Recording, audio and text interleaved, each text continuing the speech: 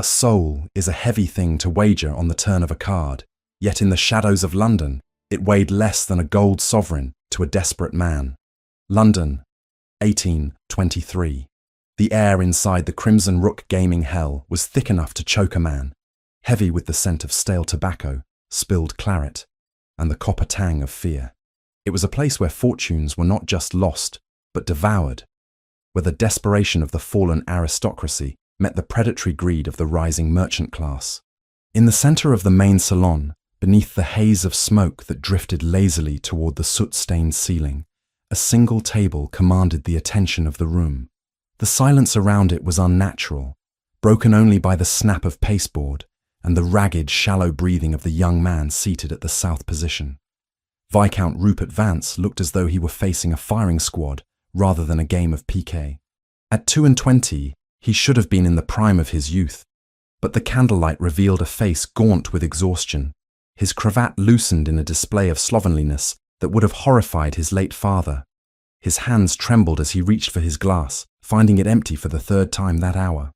Across from him sat Baron Oswald Finch, a man who resembled a toad that had been dressed in purple velvet by a blind tailor. Finch was obese, his neck spilling over his collar, his watery eyes gleaming with a malice that went far beyond the game. He did not play for money. He played for the ruin of better men. Watching from the shadows near the heavy oak door, invisible to the players engrossed in their own destruction, stood Gideon Althorpe, the Duke of Rothmore. Gideon was a man carved from granite and ice, his presence commanding silence even when he did not speak. He was 32, in the fullness of his power, with ink-black hair cropped short in the military style and a face that seemed incapable of smiling. His eyes were his most arresting feature, a deep, dark navy blue that held no warmth, only a piercing, analytical intelligence.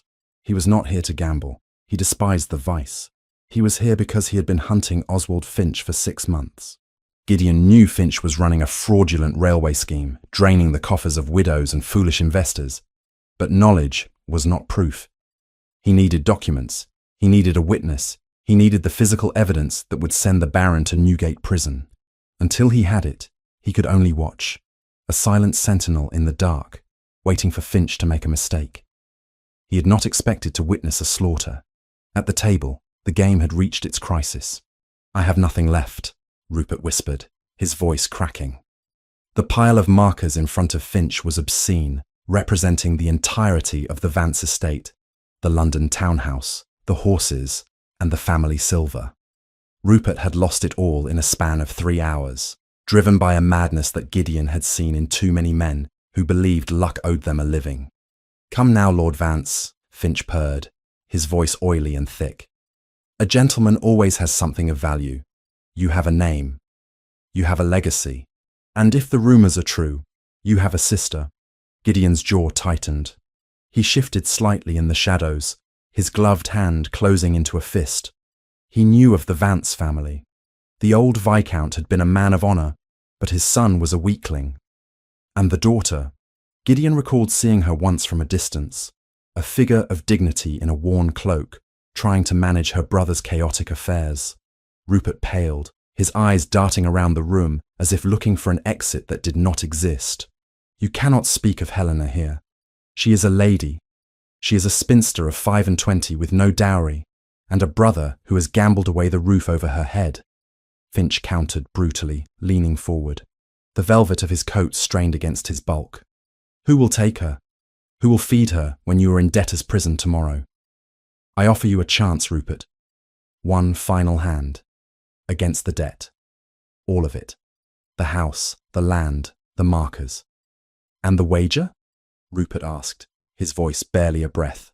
"Your sister's hand in marriage," Finch said, a grotesque smile spreading across his face. "Or should she refuse the honor of being a baroness, her services as my companion? Either way, she comes to my house." The room seemed to stop breathing. Even the hardened gamblers at the neighboring tables paused, sensing that a line of decency had been crossed. To wager a woman was not unheard of in the darkest corners of the city, but to wager a gentlewoman, a viscount's daughter, against a pile of debt was an obscenity. Rupert looked at the cards in his hand. He looked at the mountain of debt that would crush him by sunrise. He was a coward, and fear made monsters of weak men. "Done," Rupert whispered. "No," Gideon said, though the word was spoken only in his mind. He took a step forward, ready to intervene, but the cards were already on the table. Rupert laid down his hand with a trembling flourish. A strong hand, kings and queens. For a second, hope flared in the boy's eyes. Then Finch laughed, a wet, wheezing sound. "A valiant effort, my boy, but not enough." Finch spread his cards. Aces. A perfect run. It was impossible, statistically absurd, but undeniable. Gideon's sharp eyes caught the slight, unnatural movement of Finch's thumb over the edge of the card. A mechanic's shift. He was cheating. Gideon knew it with the certainty of a man who had survived the war, but he had no proof. If he called it out now, Finch would demand a duel, and while Gideon would win a duel, the scandal would destroy Miss Vance's reputation irrevocably before the sun rose. A woman whose brother bet her in a gambling hell was already damaged. A woman whose honour caused a duel in a gambling hell was ruined forever. Rupert stared at the cards, his face draining of blood, until he looked like a corpse. He slumped back in his chair, covering his face with his hands. Finch stood up, scraping his heavy chair against the floor. He began to gather the markers, his eyes gleaming with lust and triumph. "I shall collect the deed to the estate tomorrow. As for the girl, I believe I shall collect her tonight. My carriage is outside. I will go to your house and inform her of her change in circumstances. That will not be necessary." The voice cut through the room like a whip crack. Gideon stepped out of the shadows, the candlelight catching the silver buttons of his charcoal coat. The crowd parted instantly. A duke did not frequent such places, and a duke like Rothmore, known for his severity and his immense political power, was a terrifying sight to men with guilty consciences. Finch froze, his smile faltering for a fraction of a second before he composed himself. He bowed, though it was shallow and disrespectful. "Your Grace, I did not know the Duke of Rothmore enjoyed the humble diversions of the Crimson Rook." "I am not here for diversion," Gideon said, his voice low and devoid of emotion. He walked to the table, ignoring the weeping Rupert, and fixed his navy blue eyes on the Baron. "And I will not permit you to leave this room with that wager." Finch bristled, trying to summon the arrogance of his victory. "The boy lost, Rothmore, fair and square. The girl is mine. It is a debt of honour." "There is no honour in this room," Gideon replied. He looked down at Rupert, who was looking up at him with pathetic hope. "You are a disgrace to your title, Vance. Your father would have shot himself before allowing this." Rupert flinched as if struck, tears streaming down his face. "I had no choice. I thought I could win." Gideon turned back to Finch. "State the value of the debt." Finch narrowed his eyes. "It is not about money, Your Grace. I have a particular fondness for Miss Vance." "State the value," Gideon repeated, his voice dropping an octave, becoming dangerous. £20,000, Finch lied, inflating the number by double, plus the interest. "And the girl." Gideon did not blink. He reached into his inner pocket and withdrew a leather checkbook. He uncapped a silver fountain pen and wrote with steady, sharp movements. He tore the slip of paper and slammed it onto the table. It landed on top of the aces. £30,000, Gideon said, drawn on the Bank of England. "It clears the debt, the interest, and buys the markers." Finch looked at the cheque. It was a fortune, an absolute fortune. But his obsession with Helena Vance was deep-rooted. He sneered, "I do not want your money, Rothmore. I won the prize I wanted. The girl belongs to me." Gideon took a step closer, invading the Baron's personal space. He lowered his voice so that only Finch could hear, his tone turning into pure ice. "Take the money, Oswald, or tomorrow morning I will pay a visit to the investors of the Great Northern Railway project. I will ask them why the tracks you promised in York have not yet been laid, and why the funds seem to have vanished into your personal accounts." Finch went pale. The sweat on his forehead turned cold. How do you know about that?" "I know everything," Gideon bluffed. He did not have the papers to prove it yet, but he knew enough to terrify a fraudster. "Take the check, leave the girl, or I will ruin you so thoroughly that the rats in Newgate will refuse to share a cell with you." Finch looked at the Duke's navy eyes and saw his own destruction reflected in them. He looked at the cheque for £30,000. Greed warred with lust, but fear won. He snatched the cheque from the table. "As you wish, Your Grace," Finch hissed, pocketing the paper. "You have bought yourself a very expensive headache. The girl is proud. She will not suit you." Gideon ignored him. He turned to Rupert. "Get out of my sight." "But my sister," Rupert stammered. "Your sister is no longer your concern," Gideon said, looking at the young man with utter contempt. "You sold her. I bought the debt, technically by the laws of this hellhole you frequent. She is now my responsibility." Rupert fled the room, stumbling over his own feet. Gideon watched him go, feeling a wave of exhaustion wash over him. He had saved the girl from a monster, but in doing so he had shackled himself. He could not simply send her back to her brother. Rupert would sell her again next week.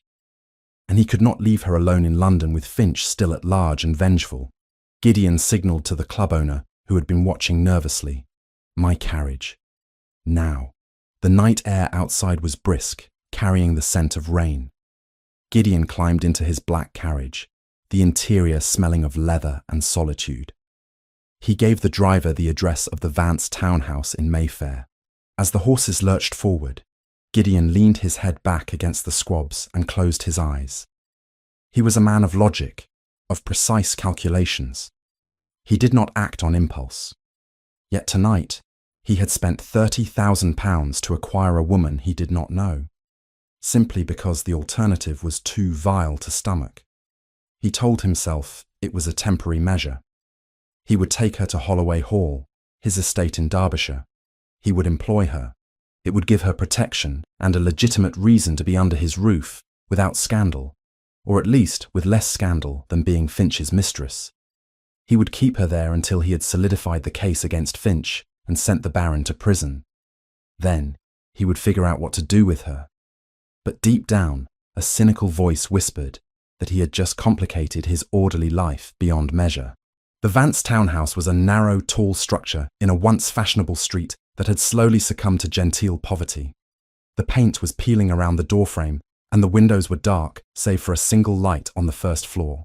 Gideon instructed his driver to wait. He walked up the steps and pounded the brass knocker. It took a long time for the door to open. When it did, it was not a servant who greeted him, for the Vances could no longer afford staff. It was Helena Vance herself. She held a candle in one hand, the flame illuminating her face. She was 25, but the worry lines around her eyes made her look older. Her hair, the colour of dark honey, was pulled back in a severe practical knot, though a few strands had escaped to frame her face. Her dress was brown merino, high-necked and well-mended, the uniform of a woman who had learned to make do. But it was her eyes that held him. They were dark brown, intelligent, and completely devoid of fear. She did not look like a victim. She looked like a soldier in the midst of a retreat. "Lord Rothmore," she said, recognizing him. Her voice was calm, though he noticed her knuckles were white where she gripped the candlestick. "To what do I owe this intrusion? It is past midnight. I need to speak with you, Miss Vance. It concerns your brother." A shadow of resignation passed over her face. She stepped back, allowing him to enter. The hallway was stripped bare. The paintings were gone. The rug was gone. There were crates stacked near the door. She was packing. "Is he dead?" she asked, leading him into a sitting room that contained only 2 chairs and a cold fireplace. She did not offer him a seat. She remained standing, placing the candle on the mantelpiece. "No," Gideon said, closing the door behind him. He removed his hat but kept his gloves on. "He is alive, but he has lost everything." Helena let out a short, bitter laugh. "He lost everything months ago, Your Grace. If that is your news, you have wasted a journey." "He lost more than money tonight," Gideon said, his voice hard. "He wagered you." The silence that followed was absolute. Helena stood very still. She did not scream. She did not faint. She simply stared at him. her chest rising and falling rapidly. "To whom?" she asked, her voice barely a whisper. "Baron Finch." For the first time, her composure cracked. Her hand went to her throat. Finch. The man who had been circling her like a shark for 2 years. The man who had touched her arm at the opera with clammy fingers and whispered obscenities. He won, Gideon continued, sparing her nothing. "He intended to collect you tonight." Helena closed her eyes.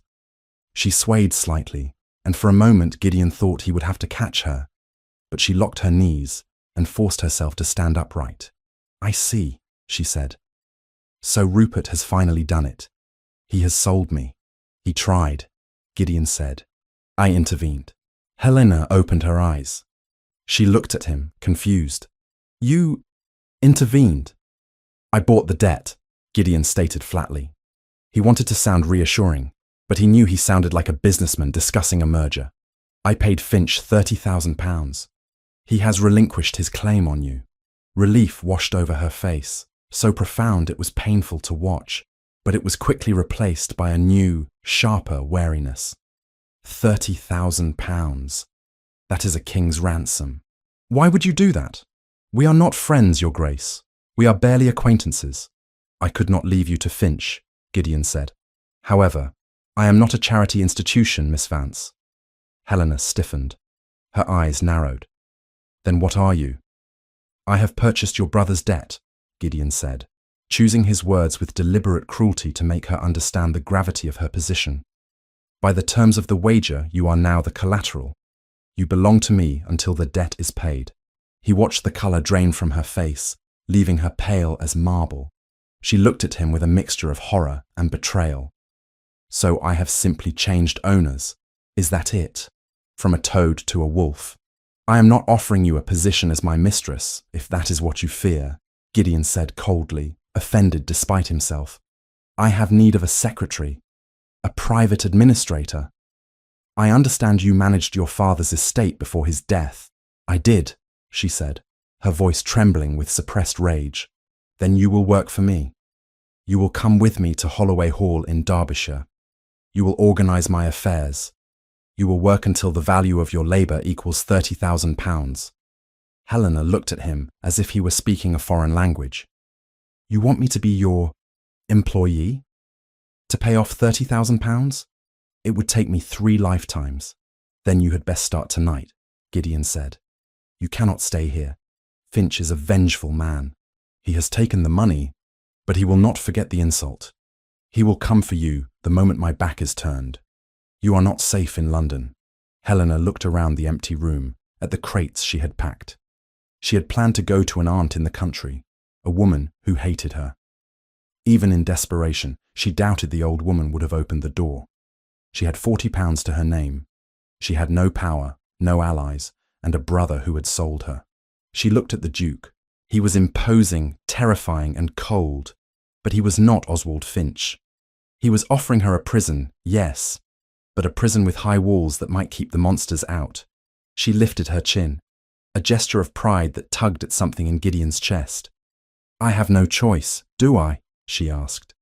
"No," Gideon replied. "You do not." "Very well," Helena said. She walked to the corner and picked up a small, battered valise. She did not look back at the house where she had been born, or the room where she had spent her childhood. She looked only at the Duke, her brown eyes burning with a fierce, cold light. "I am ready." Gideon nodded. He opened the door for her. He did not offer her his arm. She did not expect it. They walked out into the London night, 2 strangers bound together by a piece of paper and a fortune in gold. Helena climbed into the carriage, sitting as far away from him as the space allowed. As the carriage jolted into motion, leaving the only life she had ever known behind, Helena stared out at the passing gaslights. She told herself she was just a transaction, a line item in a ledger. She would not cry. She would not break. She would survive this Duke and his cold navy eyes, just as she had survived everything else. Gideon sat in the darkness opposite her, watching her profile. He had told her she was an employee. He had told her it was a business arrangement.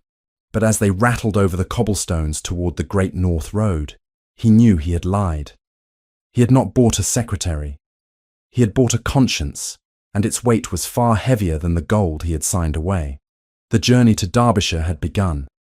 The heavy door of the black carriage clicked shut, sealing out the damp London air and enclosing Helena Vance in a world of leather, polished wood, and suffocating silence. Across from her sat the Duke of Rothmore, a man who had purchased her future with the stroke of a pen, yet he did not look at her. He was already engrossed in a stack of documents he had pulled from a leather case, his attention fixed on the ink and paper, as if the woman he had just uprooted from her life were nothing more than a piece of luggage secured to the roof. The carriage lurched forward, the iron-rimmed wheels grinding against the cobblestones of Mayfair, a sound that felt to Helena like the turning of a great, heavy key in a lock. She did not look back at the townhouse. There was nothing there for her anymore. Only the ghost of a father who had died too soon and the shadow of a brother who had failed her. Instead, she fixed her gaze on the passing gaslights, watching them blur into streaks of yellow against the rain-streaked glass, each one a mile marker, distancing her from the only identity she had ever known. The journey to Derbyshire was a crucible of quiet tension that stretched over 3 agonizing days. It was not merely the physical discomfort of the road, though the ruts and potholes of the Great North Road were unforgiving in the wet spring weather. It was the proximity. The carriage was spacious by ordinary standards, a testament to the Duke's wealth, but with 2 people bound by such a perverse and unspoken contract, it felt smaller than a prison cell. Gideon Althorpe was a wall of silence. For hours, the only sounds were the scratching of his pen, the rustle of parchment, and the rhythmic drumming of rain on the roof. He worked with a relentless mechanical efficiency, reviewing parliamentary reports and estate correspondences, building a fortress of bureaucracy between himself and the woman sitting 3 feet away. Helena, possessing neither book nor needlepoint to occupy her hands, was forced to sit with her own thoughts, which were far more dangerous companions.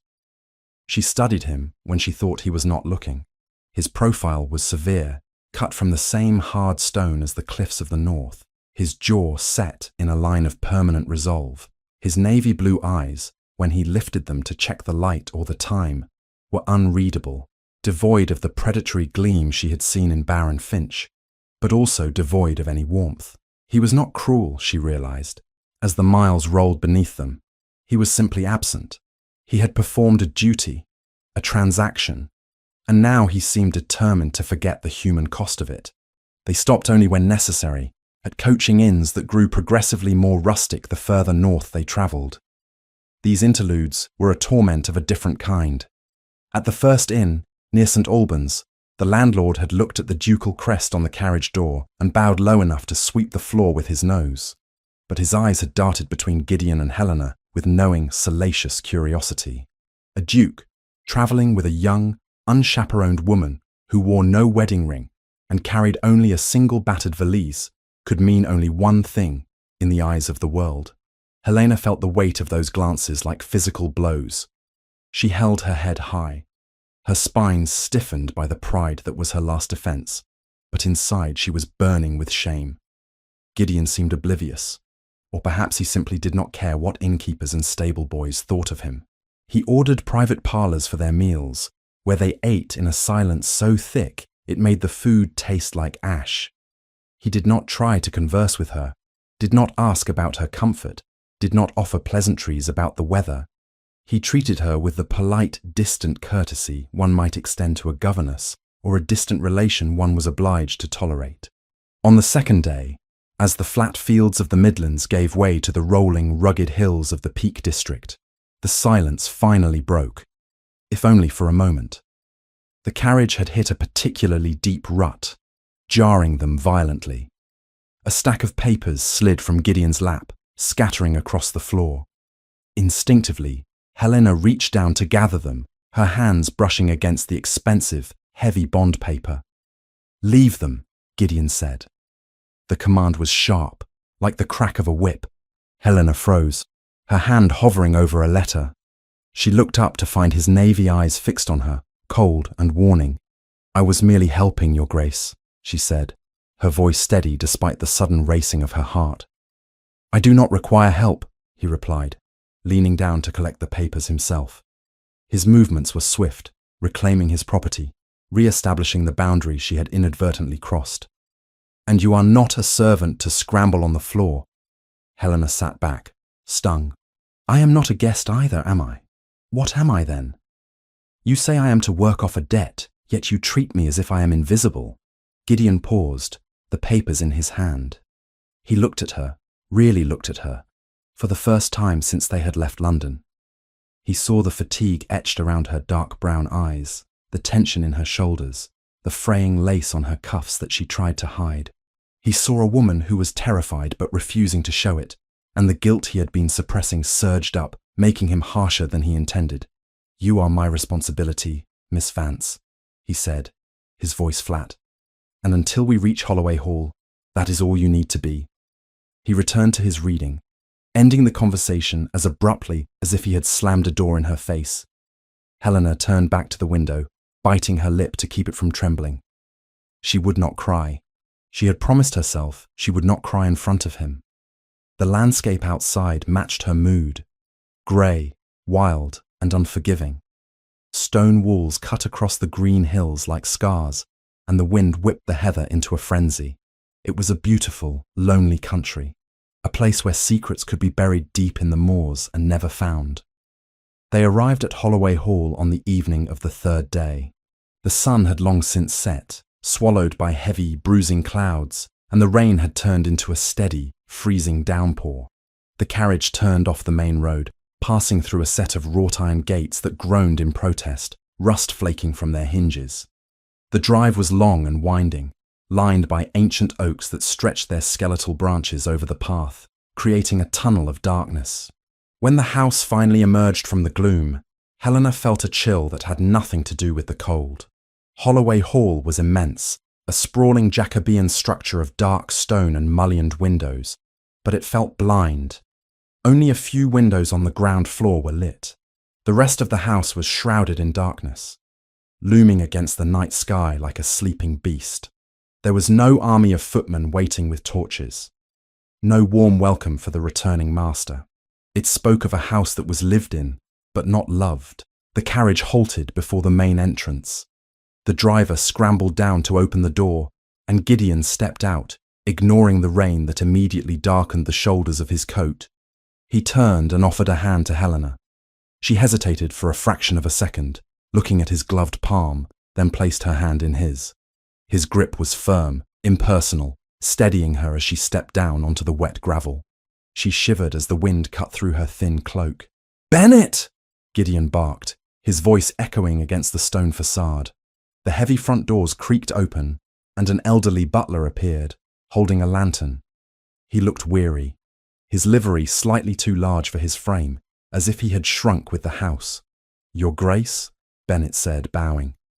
"We did not expect you until the morrow." "We made good time," Gideon said, ushering Helena into the entrance hall.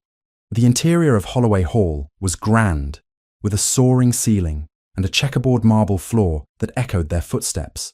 But the air was stale, smelling of beeswax and neglect. Dust motes danced in the light of the chandelier, which held only half its candles. Shadows clung to the corners, hiding the tapestries that hung from the walls. It was a house that desperately needed a mistress, yet it felt hostile to the very idea of a woman's presence. Steps clicked sharply on the marble, rapid and authoritative. From the shadows emerged a woman who could only be the housekeeper. Mrs. Gable was a tall, angular woman in her 50s, wearing black bombazine that rustled like dry leaves. Her hair was pulled back so tightly it seemed to pull her features with it, and her eyes were small, dark beads of judgment. She stopped a few feet from them, her gaze flicking from Gideon to Helena, taking in the worn valise, the damp hem of her dress, and the utter lack of a maid or chaperone. "Your Grace," Mrs. Gable said, dipping into a curtsy that was technically correct, but visibly stiff. "We were not informed of guests." "Miss Vance will be staying with us indefinitely," Gideon said, his tone brooking no argument. "She is to be installed in the blue room in the east wing." "The blue room?" "Mrs." Gable repeated, her eyebrows lifting slightly. "That room has not been aired in months, Your Grace. And where is the young lady's maid? I shall have someone show her to the servants' quarters. She has no maid, Gideon said, his voice dropping a degree in temperature. And she is not a servant to be quartered in the attic, Mrs. Gable. She is here to assist me with the estate administration. She will dine with me, and she will be treated with the respect due a gentlewoman. Mrs. Gable's lips thinned into a line so tight they almost disappeared. She looked at Helena again, and this time the hostility was open. In Mrs. Gable's world, gentlemen did not bring young, beautiful, impoverished women to their country estates in the dead of night to help with administration. There was only one word for what Helena was, and it was not secretary. It was a word that polite society whispered behind fans, a word that stained. Helena met the housekeeper's gaze, understanding perfectly what the woman was thinking. She wanted to shrink, to explain, to scream that she was a victim of a poker game, not a seductress, but she knew it would make no difference. To explain was to lose dignity. I can prepare the room myself if the staff is indisposed, Helena said softly, her voice echoing slightly in the vast hall.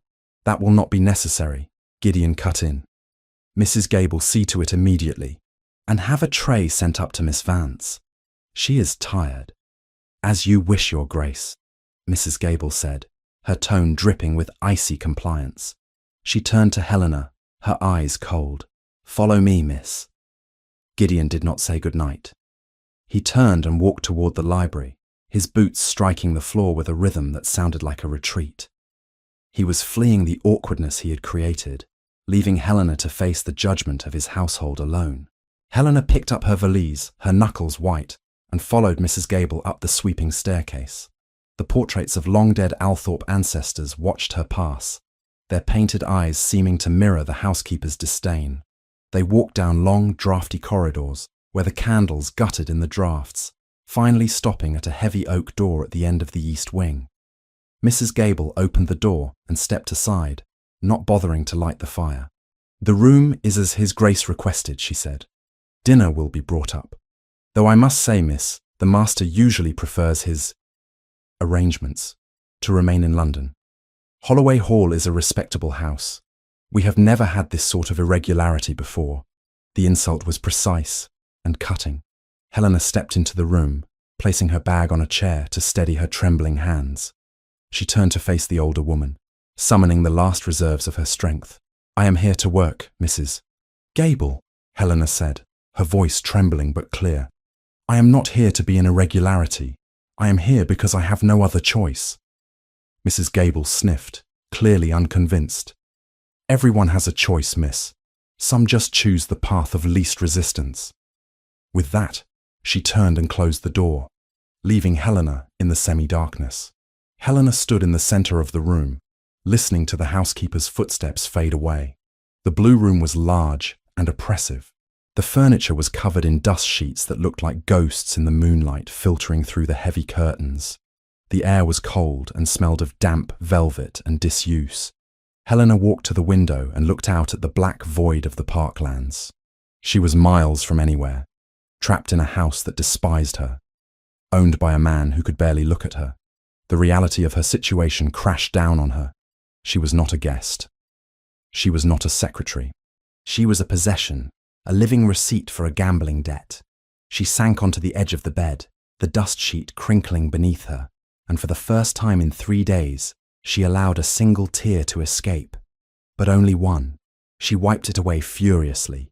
She would not give them the satisfaction of her despair. If they thought she was a fallen woman, she would prove them wrong. If they thought she was weak, she would show them iron. The next morning broke grey and sullen, the rain having settled into a persistent drizzle. Helena had slept poorly, the silence of the country unnerving after the constant hum of London. She dressed in her brown merino wool dress, the only practical garment she had, and smoothed her hair with trembling fingers. She washed her face with the cold water from the pitcher, the shock of it helping to clear her mind. A maid, a young girl who looked terrified to be near her, had brought a tray of toast and tea and fled before Helena could even say thank you. Helena ate quickly, needing the strength, then waited. At 9 o'clock, Bennett knocked on the door. His Grace requests your presence in the study, miss. Helena followed him downstairs. The house looked different in the daylight, less menacing, perhaps, but more melancholy.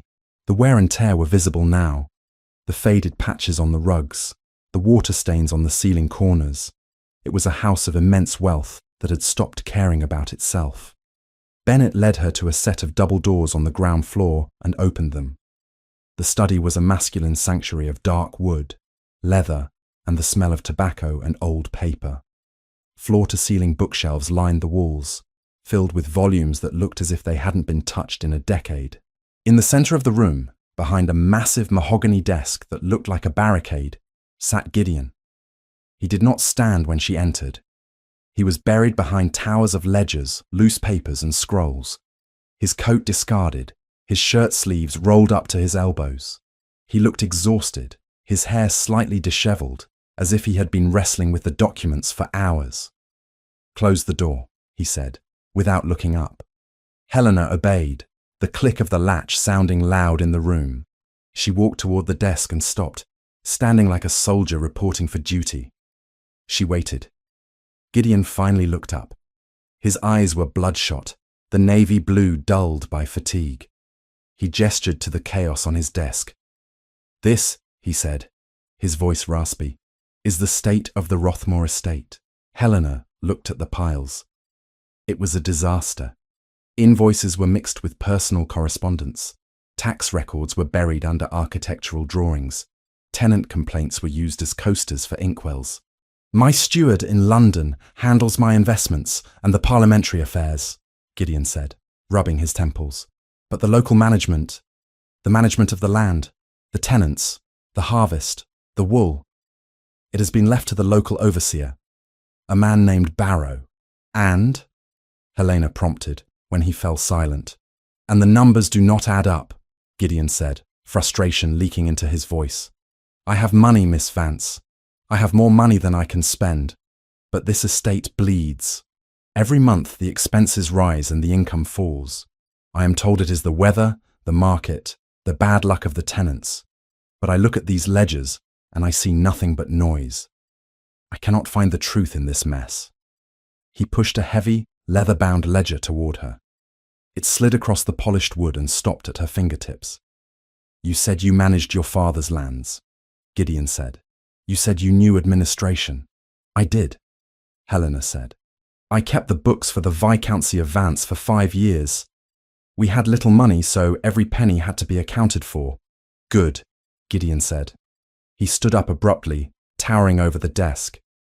He looked at her with a challenge in his eyes, then proved to me that £30,000 was not a complete waste of resources. "Organize this. Find out why my estate is failing. Tell me where the money is going." Helena looked at the ledger, then back at him. "You want me to audit your entire estate? I want you to make sense of it," Gideon said. He picked up his coat and shrugged it on. "I have to ride out to the north perimeter to inspect a collapsed wall. I will be gone until dinner. By the time I return, I expect you to have made a start." He walked around the desk, stopping just inches from her. He smelled of soap and sandalwood, a clean, sharp scent that was disarming. "Do not disappoint me, Helena," he said softly, using her name for the first time. It sounded strange on his tongue, intimate and distant all at once. "Mrs. Gable and the staff will endure your presence because I command it. But respect? That you must earn. And in this house, respect is earned by competence, not by birth." He strode past her and left the room, leaving her alone in the silence of the study. Helena stood there for a long moment, her heart pounding against her ribs. She looked at the door he had exited, feeling a complex mix of anger and determination. He had thrown her into the deep end, expecting her to drown. He thought she was a sheltered aristocrat who would be defeated by columns of figures and the smell of old paper. Slowly, Helena reached out and opened the ledger. The pages were filled with scrawled handwriting, ink blots, and nonsensical entries. It was not just negligence, it was chaos. But as she scanned the lines, her eyes narrowed. She saw a pattern. A purchase of grain recorded twice. A sale of wool listed at half the market price she knew to be current. These were not mistakes. These were lies. She looked around the room, at the mountains of paper that represented the Duke's power and his blindness. He was a man who looked at the horizon, at railways and laws, and missed the rot beneath his feet. He needed her. He didn't know it yet, and he certainly didn't want to admit it, but he needed her. Helena Vance pulled up a heavy oak chair. She sat down, smoothed her skirts, and reached for a fresh quill. She dipped it into the inkwell, the black liquid gleaming like obsidian. She was not a mistress. She was not a victim. She was the daughter of a line of viscounts, and she knew how to run land better than any man who spent his time in London clubs. Let Mrs. Gable sneer. Let the Duke brood. She would tear this estate apart page by page until she found the truth. And when she did, Gideon Althorpe would have to look her in the eye and acknowledge that she was worth far more than the debt he held over her head. She began to write, the scratching of her pen the only sound in the vast, silent house, a sound of order being imposed on chaos, the first strike in the battle for her own salvation.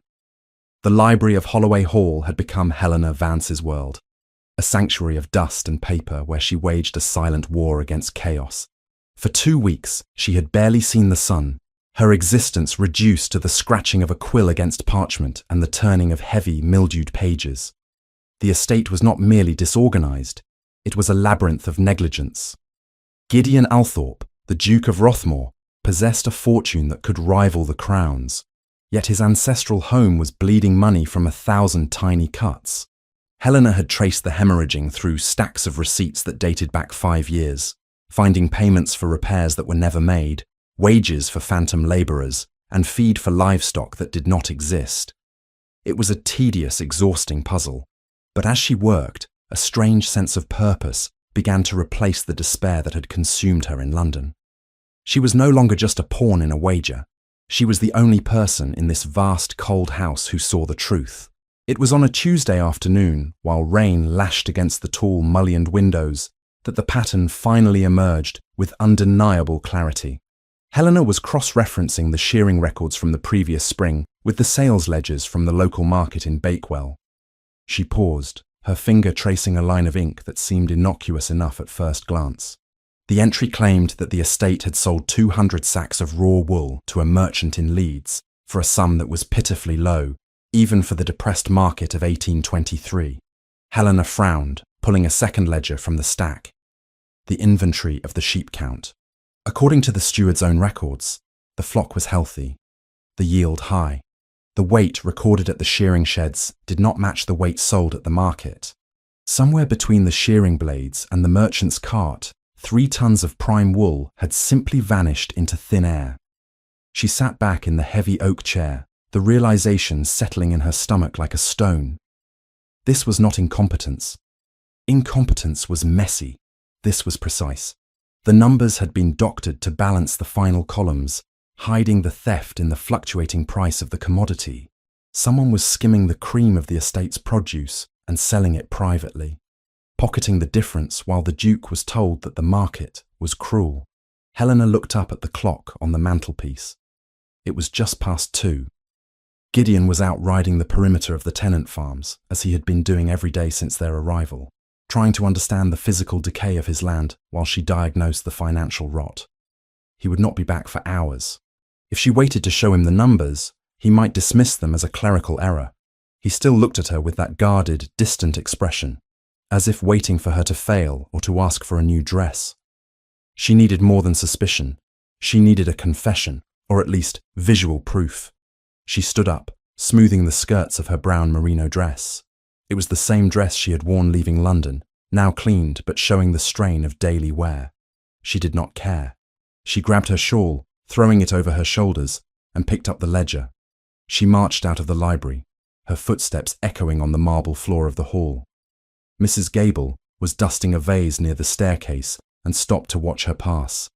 The housekeeper's face was a mask of severe disapproval, as it had been since the night of Helena's arrival, but Helena did not pause to offer explanations.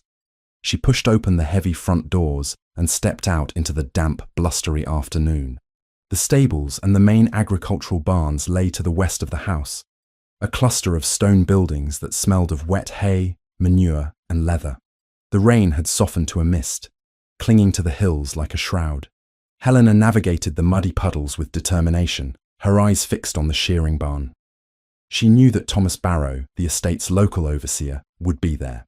Barrow was a man of 40, with a face reddened by gin and wind, and a manner that vacillated between obsequious fawning when the Duke was present and sneering arrogance when dealing with the tenants.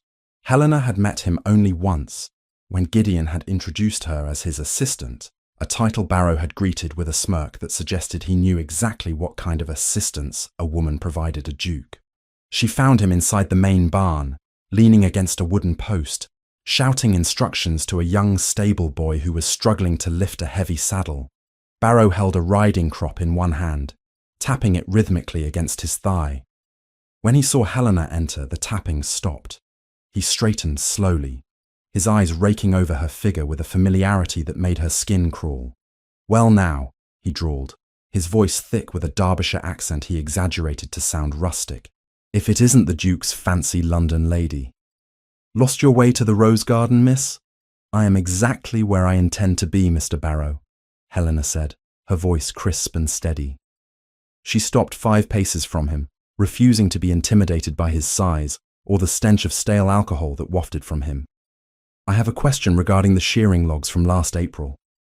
Barrow laughed, a harsh, barking sound. He looked at the stable boy, who was watching with wide eyes. "You hear that, lad? The lady wants to talk about sheep." He turned back to Helena, his smile vanishing. "Listen here, miss. The Duke might let you play with his books in the big house to keep you busy, but out here, this is men's work. You wouldn't know a ewe from a ram if it stepped on your foot. Go back inside and warm yourself by the fire. I know that a Lincoln Longwool produces approximately 12 pounds of fleece per shear," Helena said, her tone icy. "And I know that this estate maintains a flock of 600 head. That should yield over 7,000 pounds of wool. Yet your ledger records the sale of only 4,000 pounds. The silence that fell over the barn was absolute. The stable boy froze. Barrow's face darkened, the red flushing to a deep, angry purple. He took a step toward her, the riding crop twitching in his hand. "Paperwork is tricky," he said, his voice dropping to a menacing growl. "Things get lost. Moths eat the wool. Damp rots the bales. You don't understand the realities of farming." "I understand mathematics, Mr. Barrow," Helena countered, holding her ground though every instinct screamed at her to run. "And I understand that 3,000 pounds of wool does not simply rot without a record of disposal. I also noticed that a private merchant in Matlock, a cousin of yours by marriage, I believe, began selling high-grade wool just weeks after our shearing season." Barrow moved faster than a man of his bulk should have been able to. He closed the distance between them, looming over her, using his height to block the light from the barn door. "You are meddling in things that don't concern you, girl," he hissed, spitting the words. "The Duke doesn't care about a few sacks of wool. He's a London man. He cares about his politics and his parties. He doesn't look at the dirt. And he certainly won't listen to the likes of you over a man who's run this land for 10 years. "He will listen when I show him the theft," Helena said, lifting her chin. Barrow grabbed her arm. His grip was bruising, his fingers digging into the wool of her sleeve. "You won't show him anything. You're nothing here. A paid-for piece of skirt. Do you think the staff doesn't know? Do you think we don't know he bought you? You're a whore with a ledger. And if you know what's good for you, you'll keep your mouth shut and do your job in the bedroom, not the barn." Helena gasped at the pain and the insult, struggling to pull her arm free. "Unhand me. Make me," Barrow sneered, twisting her arm. Suddenly, a shadow fell across the barn entrance, blocking out the grey light of the afternoon. The sound of hooves striking stone thunderously filled the air, followed by the snort of a beast, reined in hard. Barrow looked up, distracted, and in that split second, Helena wrenched her arm free and stumbled back. Standing in the doorway, framed by the mist and mounted on a massive black stallion that looked like a creature of war, was Gideon. He was drenched, his heavy riding coat soaked through, water dripping from the brim of his hat. But it was his face that terrified. He was not the detached, cold aristocrat of the library. He was fury incarnate. He had heard. The acoustics of the stone barn had carried Barrow's voice clearly to the yard. "Get down!" Gideon said. The command was spoken softly, but it carried such violence that the horses in the stalls stamped their feet nervously. Barrow paled, stumbling back. Your Grace, The girl was confused. I was just explaining. Gideon swung down from the saddle in one fluid motion. He dropped the reins, not bothering to tether the horse, and walked into the barn. He moved with a predatory grace, his boots crunching on the straw. He did not look at Helena. His eyes were fixed entirely on the overseer. You called her a whore, Gideon said, his voice devoid of emotion, which made it infinitely more terrifying. And you laid hands on her.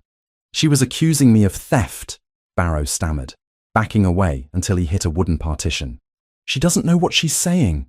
She's hysterical. She is right, Gideon said. He stopped a foot from Barrow. I have been looking at the fences, Barrow. I have been looking at the flocks. I suspected the numbers were wrong, but I did not know how deep the rot went until I heard Miss Vance recite the weights. He turned his head slightly, finally acknowledging Helena. She was clutching her bruised arm, breathing hard, but her eyes were dry and fierce. Is the calculation correct, Miss Vance? Gideon asked. Yes, Your Grace, Helena answered, her voice trembling only slightly. 3,000 pounds of wool missing. The market value is nearly 400 pounds. Gideon turned back to Barrow. You stole from me. That is a crime. But you insulted a lady under my protection, and you dared to touch her. That is a death sentence. Your Grace, please. Barrow fell to his knees in the straw, weeping instantly. I have a family. It was a mistake. Get off my land, Gideon ordered. You will leave now. You will take nothing but the clothes on your back. If I see you on Rothmore soil after sunset, I will have you transported for embezzlement. And if you ever speak Miss Vance's name again, I will find you. Go! Gideon roared the last word, and Barrow scrambled to his feet, running past them, slipping in the mud in his haste to escape the Duke's wrath. The stable boy, terrified, melted into the shadows of the tack room. Silence returned to the barn, heavy and thick. Gideon stood there for a moment, his chest heaving slightly, the adrenaline of the confrontation slowly ebbing. He turned to Helena. He took off his gloves, his movements deliberate. Let me see your arm, he said. It is nothing, Helena said, taking a step back. She was shaken, not by Barrow, but by the violence she had seen in Gideon's eyes. Violence in her defense. Gideon did not ask again. He stepped forward and gently took her arm. His touch was surprisingly light, a stark contrast to Barrow's grip. He pushed back the sleeve of her dress. 4 red finger marks were already darkening on her pale skin. Gideon's jaw tightened, a muscle jumping in his cheek. I should have called the magistrate, he muttered. I should have let him hang. He is gone, Helena said quietly. That is enough. He looked up from her arm to her face. The rain had misted her hair, turning the blonde strands into gold filaments. Her brown eyes were wide, searching his. You were right, he said, and there was a note of wonder in his voice. You found it. I have had 3 stewards from London try to audit this estate, and none of them caught the wool discrepancy. How did you know? My father raised sheep, Helena said. I know the yield. A spreadsheet is only paper, Your Grace. You have to know the land to catch the lie. Gideon looked at her for a long moment, as if seeing her for the first time. Not as a debt, not as a burden, but as a force. He dropped her arm gently. Come, he said. You are cold, and I believe we have a dinner to attend. The walk back to the house was different. Gideon did not stride ahead. He walked beside her, matching his long steps to her shorter ones. He shielded her from the wind with his own body. A subtle, unconscious gesture of protection. When they entered the main hall, Mrs. Gable was waiting. The news of the scene in the barn had clearly travelled through the servants' grapevine with the speed of a telegraph. The housekeeper looked at Helena, at her muddy hem, her wind-blown hair, and the way the Duke stood protectively at her shoulder.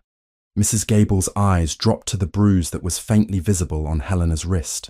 Her expression softened, the rigid lines of judgment cracking. She saw a woman who had fought for the house, not one who was leeching off it. I have prepared a hot bath for Miss Vance, Mrs. Gable said, addressing Gideon but looking at Helena. And I have taken the liberty of brewing the Ceylon tea, miss. It is the best for shock. Thank you, Mrs. Gable, Helena whispered, surprised by the sudden kindness. And, Mrs. Gable added, pausing as she turned to leave, dinner will be served in the main dining room tonight. I have instructed the cook to prepare the venison. It is a celebratory meal, I believe, now that the thief is gone. Gideon nodded. Thank you, Mrs. Gable. When the housekeeper had gone, Gideon turned to Helena. Go and rest. I will see you at 7. The dinner that night was a revelation. For the first time, they did not eat in the library or on trays in their separate rooms. They sat at the long mahogany table, bathed in the warm glow of candlelight. The silver gleamed, the crystal sparkled, and the distance between them, though physically long across the table, felt shorter than it ever had. Gideon had changed into formal evening wear, a stark black coat and a crisp white cravat that emphasized the tan of his skin and the startling blue of his eyes. Helena wore her only other dress, a simple cream silk that was years out of fashion, but draped elegantly over her frame. They ate in silence for the first course, but it was a companionable silence. When the servants cleared the soup, Gideon poured wine into her glass himself, waving away the footman. Tell me, he said, leaning back in his chair, when you are not catching thieves or analyzing wool yields, what do you do, Helena? Helena looked at him over the rim of her glass. She was not used to being asked questions about herself. I read, mostly. History. Philosophy. My father's library was the only thing he didn't gamble away, perhaps because he never opened the books. And what is your philosophy? Gideon asked, watching her intently. Regarding fate. Helena thought for a moment.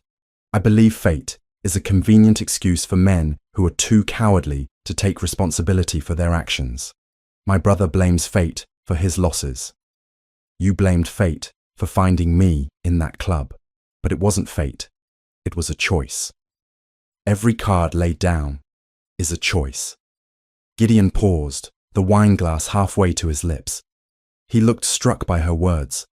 And my choice to bring you here? Was that cowardice?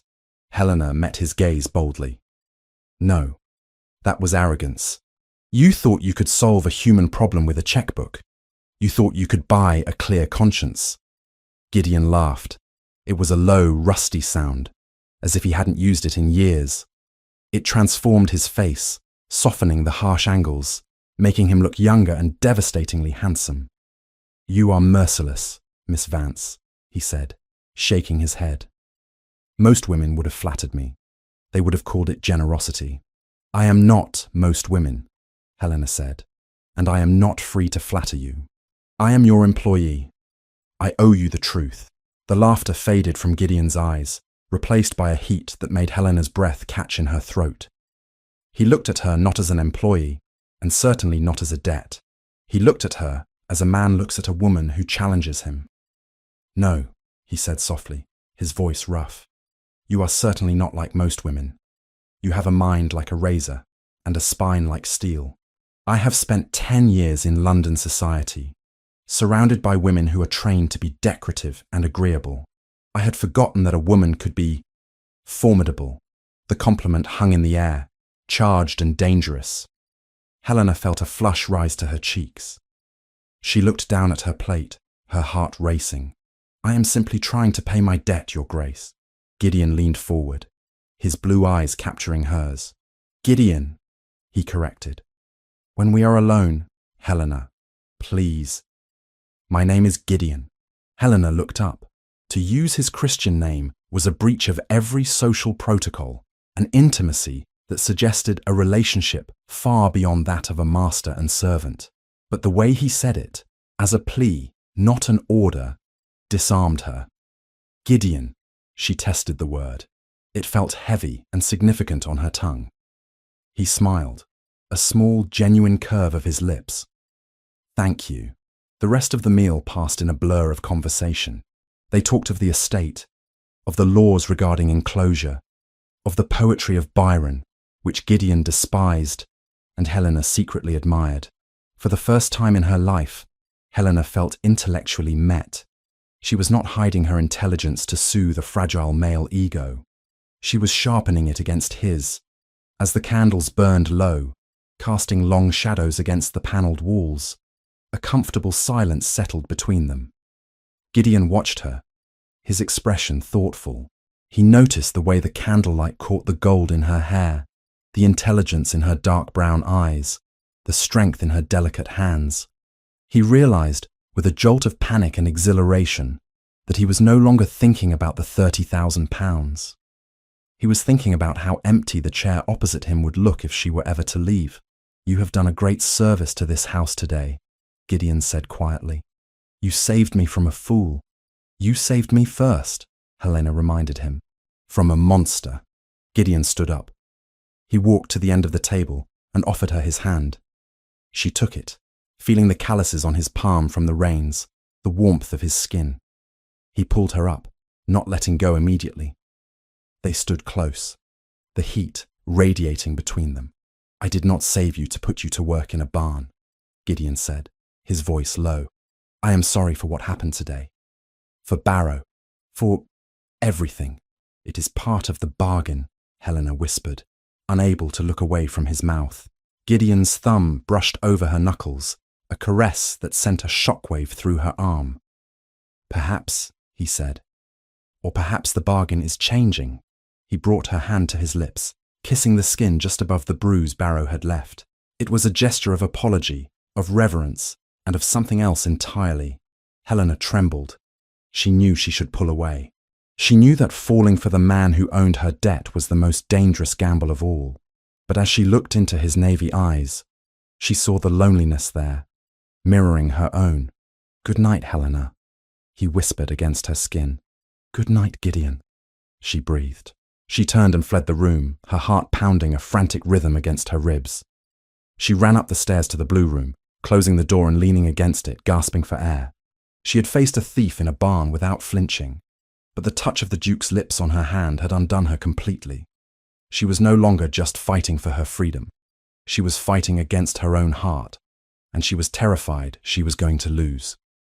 The letter that precipitated the crisis arrived on a Wednesday morning, carried on a silver tray by Bennett, whose expression was even more lugubrious than usual. Gideon was in the study, reviewing the preliminary sketches for a new drainage system Helena had proposed for the south pasture, while Helena herself was seated at a smaller desk by the window, transcribing a stack of tenant petitions. The easy silence between them, forged in the wake of the barn incident and solidified over shared dinners, was broken by the crack of the wax seal. Gideon scanned the parchment, his dark brows knitting together in a scowl that usually signalled a disaster involving Parliament or the French. He crumpled the letter in his fist and tossed it onto the mahogany surface of his desk. "Damn," he muttered, a rare curse in her presence. "My Aunt Agatha has the gout." Helena paused, her quill hovering over the paper. "I am sorry to hear that, Your Grace. Is it serious?" "For her, it is painful. For me, it is a catastrophe," Gideon said, standing up and pacing to the fireplace.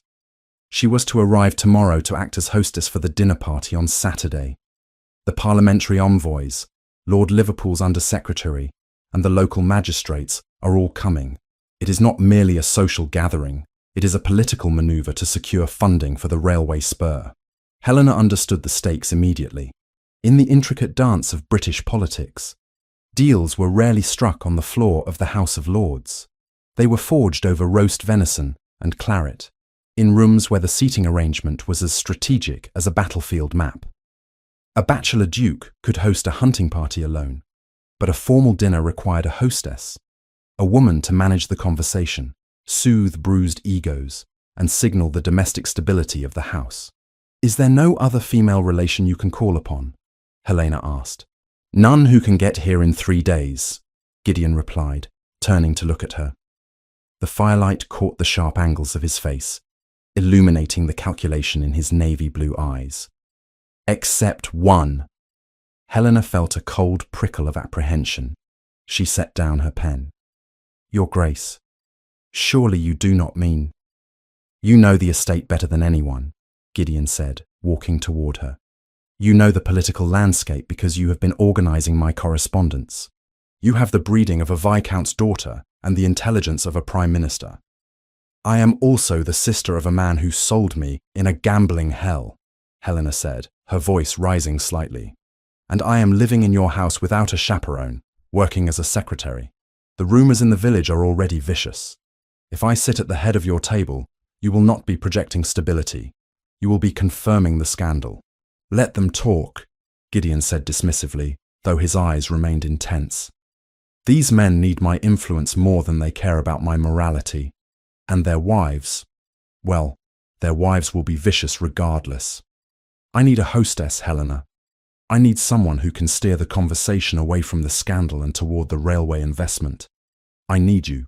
You are asking me to walk into a lion's den wearing a target, Helena countered, standing up to meet his gaze. The local gentry despise me. To them, I am a fallen woman. Then show them they are wrong, Gideon said softly. He reached out, almost touching her arm, but stopped himself. Show them what I see. Show them the woman who stared down Thomas Barrow and audited a failing estate in a week. If you do this, Helena, you are not just a debt to be paid. You are the mistress of this house in all but name. The words hung in the air, heavy and dangerous. In all but name. It was a temptation and a trap. If she failed, she would humiliate him and destroy the little respect she had clawed back. But if she refused, she was merely the employee, the victim, the poor relation hiding in the shadows. I have nothing to wear, she said, the practical objection masking her terrifying consent. My trunks were never sent from London. I have 2 dresses, Gideon. One is for working, and the other you have seen 3 times. Leave that to Mrs. Gable, Gideon said, a small smile touching his lips, signaling his victory. Just say yes. Helena looked at him, at the man who had saved her from Finch and given her a purpose, however complicated. Yes, she whispered. God help us both, yes. The next 3 days were a whirlwind of preparation that saw the entire household mobilized. The kitchen staff, terrified of the Duke's high standards, began curing meats and clarifying stocks. The maids polished silver until it gleamed like moonlight. But the true miracle occurred in the sewing room on the 3rd floor. Mrs. Gable, once Helena's jailer and now her fiercest ally, had descended upon the attic like a general raiding an armory. She had unearthed a trunk belonging to Gideon's late mother, the Dowager Duchess. The styles were 30 years out of date, but the fabrics, heavy emerald velvets, ivory silks, and midnight blue satins, were timeless. We cannot use the velvet. It is too heavy for the season, Mrs. Gable muttered, her mouth full of pins as she draped a length of silver-grey silk over Helena's shoulder. But this has possibilities. For hours, Helena stood on a stool while Mrs. Gable and a young seamstress from the village cut, pinned, and stitched. The housekeeper worked with a fervour that suggested this was not just about a dress. It was about the honour of Holloway Hall. She knew the local gossips, Lady Beresford and Mrs. Sterling, and the thought of them looking down their noses at her, Miss Vance, was unacceptable. They will expect you to look gaudy, Mrs. Gable said, ripping a seam with a violent tear. They expect a woman of low virtue to wear red or too much lace. We will give them ice. We will give them a queen. By Saturday evening, the transformation was complete. The carriage wheels of the guests began to crunch on the gravel drive at 7 o'clock sharp. Gideon stood in the entrance hall, looking impeccable in formal evening dress, the star of the garter pinned to his coat. He was nervous, though he would never admit it. He adjusted his cuffs, glancing up the staircase for the 10th time. They are arriving, Your Grace, Bennet intoned, opening the double doors. The first to enter were Lord and Lady Beresford. Lord Beresford was a rotund man, interested only in hunting, but his wife was a hatchet-faced woman, known for her sharp tongue and her strict adherence to social codes. She swept in, her eyes immediately darting around the hall, looking for the scandal she had heard whispered about. Duke, Lady Beresford said, curtsying. So kind of you to host us. And where is dear Agatha? I heard she was to be here. My aunt is indisposed, Gideon said smoothly. However, the household is in excellent hands. Before Lady Beresford could press for details, the rest of the guests poured in. Mr. Sterling, the magistrate, with his timid wife, Sir Robert Peel's under-secretary, a man of sharp intellect named Mr. Colborne, and several other local landowners. The air was thick with expectation.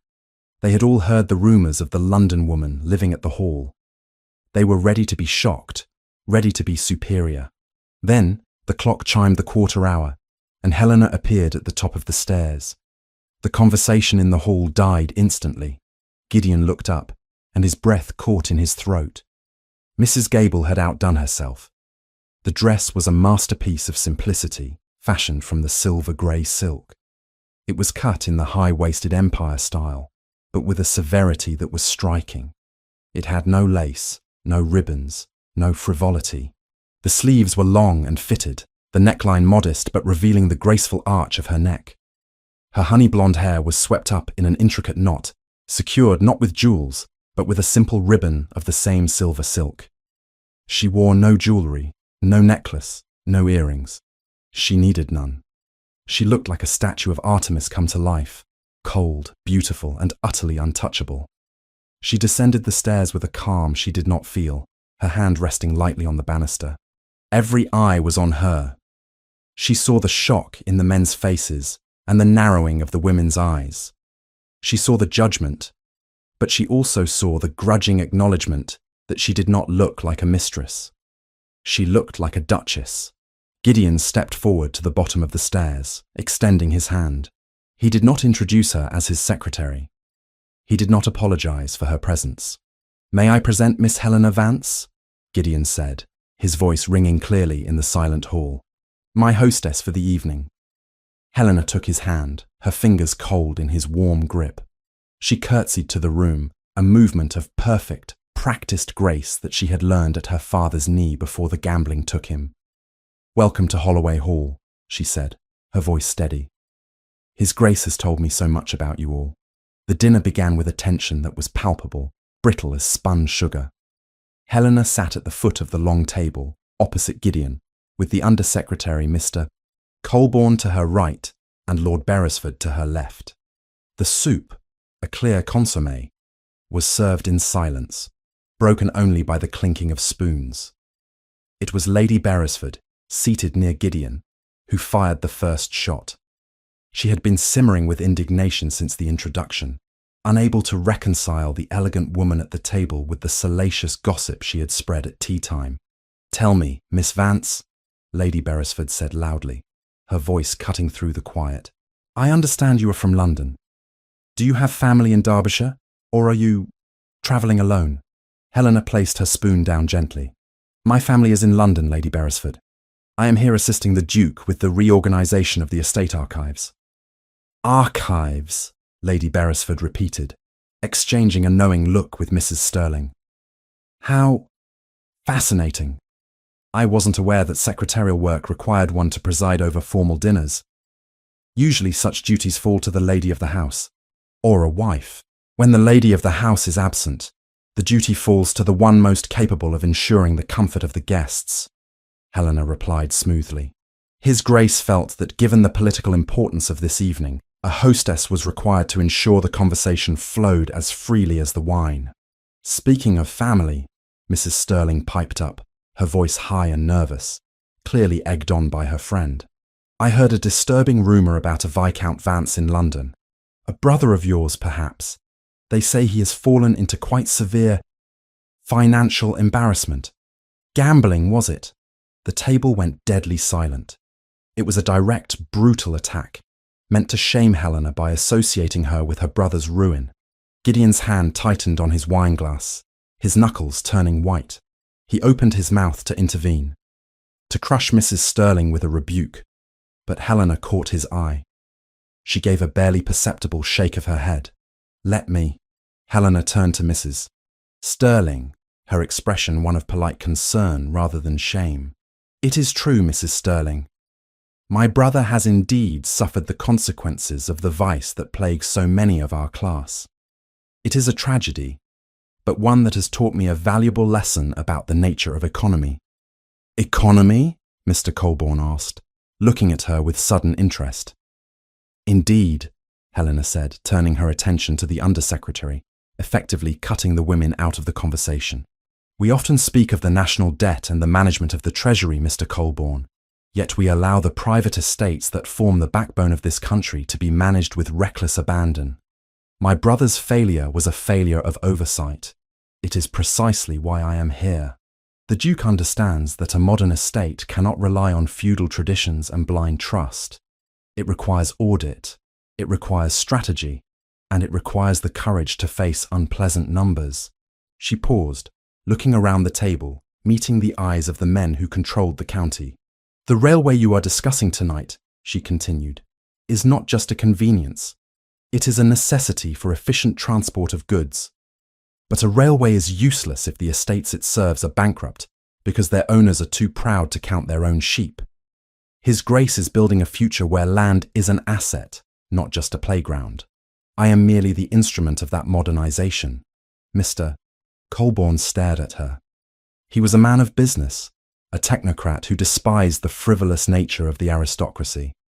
In Helena, he saw a kindred spirit.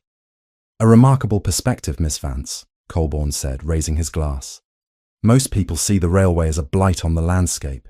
You see it as the arteries of commerce. I confess, I did not expect to discuss economic theory tonight, but I am delightfully surprised. But surely, Lady Beresford interrupted, desperate to regain control, a woman's place is not in the counting house. It is hardly feminine.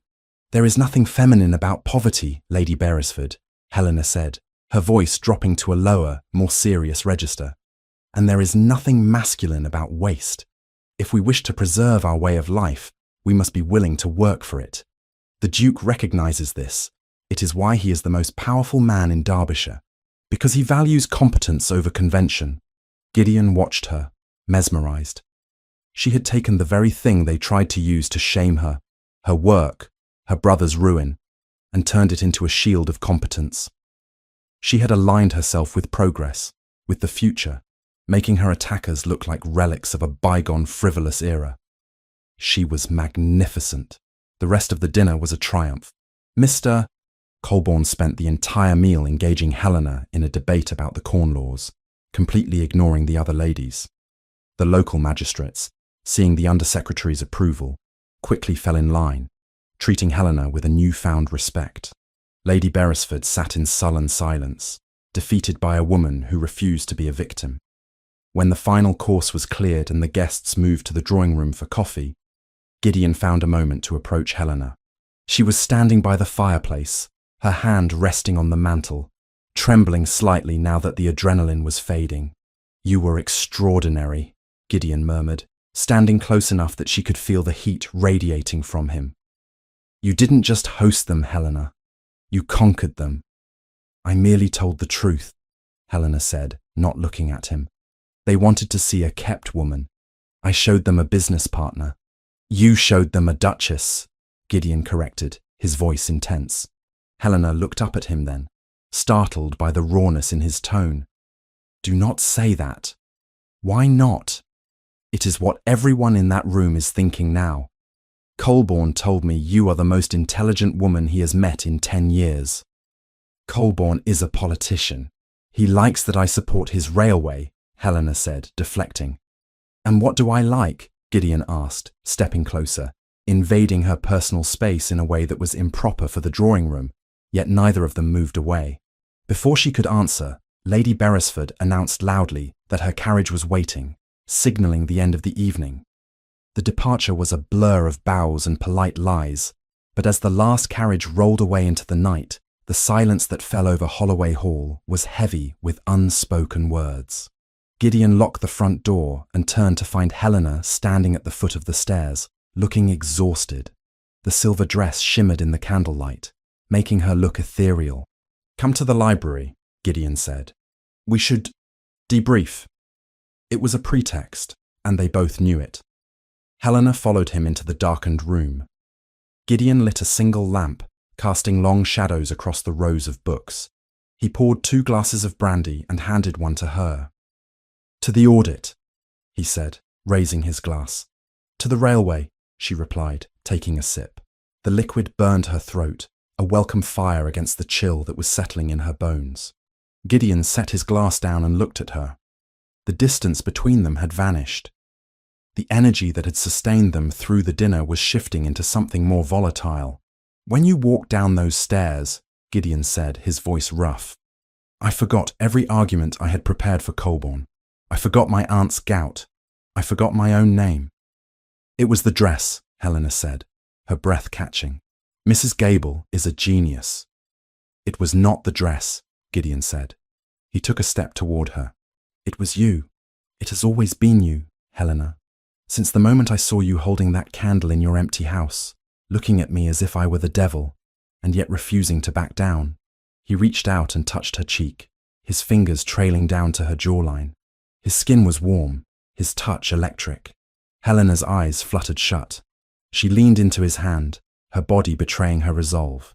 "Gideon," she whispered. "Tell me to stop," he murmured, leaning closer. His other hand came to rest on her waist, pulling her against him. She could feel the hard line of his body, the rapid beat of his heart against hers. "Tell me to stop, and I will. But do not tell me this is just business. Not after tonight." He lowered his head. His lips were inches from hers. She could smell the brandy and the sandalwood. She wanted him. God, how she wanted him. She wanted to forget the debt, forget the shame, forget the world outside this room and simply be the woman he looked at with such hunger. But the truth was a cold knife in her gut. She placed her hands on his chest and pushed. Not hard, but enough to break the spell. "Stop," she whispered. Gideon froze. He pulled back slightly, confusion clouding his eyes. "Helena, I cannot do this," she said, her voice trembling. She stepped out of his embrace, hugging her arms around herself as if she were suddenly freezing. "I cannot let you kiss me." "Why?" Gideon asked, the hurt in his voice raw. "Do you feel nothing?" "I feel too much," she cried, spinning around to face him. "That is the problem. Don't you see? Tonight was a play, a performance. I wore your mother's dress. I sat at your table. I defended your politics. For a few hours, I played the part of the Duchess. But I am not a Duchess, Gideon. I am a debt." "You are not a debt to me," Gideon said fiercely. "I told you." "It doesn't matter what you say in the dark," Helena interrupted, tears finally spilling over. "The paper still exists. The wager still exists. You bought me. If I sleep with you, if I let you love me, I am proving every vile thing Lady Beresford thinks. I become the woman who traded her body for £30,000. I would burn that paper," Gideon vowed. "I would tear it to shreds right now. But you haven't," Helena said softly. "And until the debt is gone, until I am free to walk out that door of my own will, I cannot stay in your arms. Because love requires a choice, Gideon. And I have none." Gideon stared at her, the truth of her words striking him like a physical blow. He had been so caught up in his admiration, in his desire, that he had forgotten the fundamental power imbalance that lay between them. He owned her debt. As long as that hung over them, any intimacy was tainted by coercion, no matter how willing she seemed. He took a deep breath, his hands clenching into fists at his sides. He looked at the woman he wanted more than anything in the world, and he realized that to have her, he had to let her go. But he couldn't let her go yet. Not with Finch still circling, not with the investigation unfinished. "You are right," Gideon said, his voice hollow. "Forgive me. I forgot myself." "No," Helena said, wiping her tears. "You forgot us. You forgot that we are on opposite sides of a ledger." She walked to the door, pausing with her hand on the latch. She looked back at him, her silhouette framed by the dim light of the hallway. "Thank you for the dress, Your Grace. It was a beautiful dream." Then she was gone, the click of the door echoing like a gunshot in the silent room. Gideon turned back to the fire, picking up his glass and hurling it into the hearth. The crystal shattered, shards flying like diamonds, but the sound brought him no relief. He had won the political battle, but he was losing the war for her heart, defeated by the very thing he had used to save her, his money. The weeks that followed the dinner party were a strange, suspended season at Holloway Hall. a time of fragile peace that felt like the holding of a breath before a plunge. The spring rains had given way to the first tentative warmth of summer, turning the heather on the moors into a carpet of purple and the estate gardens into a riot of bloom. Inside the house, the atmosphere had shifted from one of icy coexistence to a quiet, intense partnership. Helena and Gideon worked side by side in the library, their desks pushed closer together, the silence between them no longer a wall but a bridge. They spoke of crop rotations, of tenant rights, and of the railway bill which was slowly winding its way through Parliament. But beneath the mundane discussions of business flowed a current of unspoken longing that was as terrified as it was undeniable. Gideon had kept his word. He had not touched her again since that night in the library. He treated her with a rigorous, almost painful courtesy, but Helena caught him watching her when he thought she was absorbed in her ledgers. His navy blue eyes would trace the line of her profile with a hunger that made her hands tremble, and her ink blot. She wanted him to break his promise. God help her. She woke in the middle of the night, reaching for a warmth that was not there, dreaming of the rough texture of his coat and the scent of sandalwood. But the shadow of the debt lay between them like a sword. £30,000. It was a sum that could build a fleet of ships or ruin a kingdom. As long as it existed, she was not his equal. She was his acquisition. And Helena Vance, for all her poverty, possessed a pride that would not allow her to be anyone's possession, even if the owner held her heart. On a Tuesday afternoon, the air in the library was heavy with the scent of beeswax and old paper. Gideon was standing by the window, reading a dispatch from London, his silhouette framed by the golden light. The railway bill passed the second reading, he said, turning to her with a rare, genuine smile that crinkled the corners of his eyes. Colborne gives you full credit. He says your argument about arteries of commerce swayed the undecided votes. Helena looked up from her stack of correspondence, feeling a flush of pleasure. Mr. Colborne is too kind. I merely pointed out that profit is a language even the deafest peer can hear. You are too modest, Gideon said, walking over to her desk. He rested his hand on the back of her chair, not touching her, but close enough that she could feel his presence. You have saved this estate, Helena. The wool profits are up 20% since Barrow left. The tenants are actually paying rent again because they know the roofs are being fixed. You have done in 2 months what I failed to do in 5 years. You were busy governing the country, Gideon, she said softly, using his name.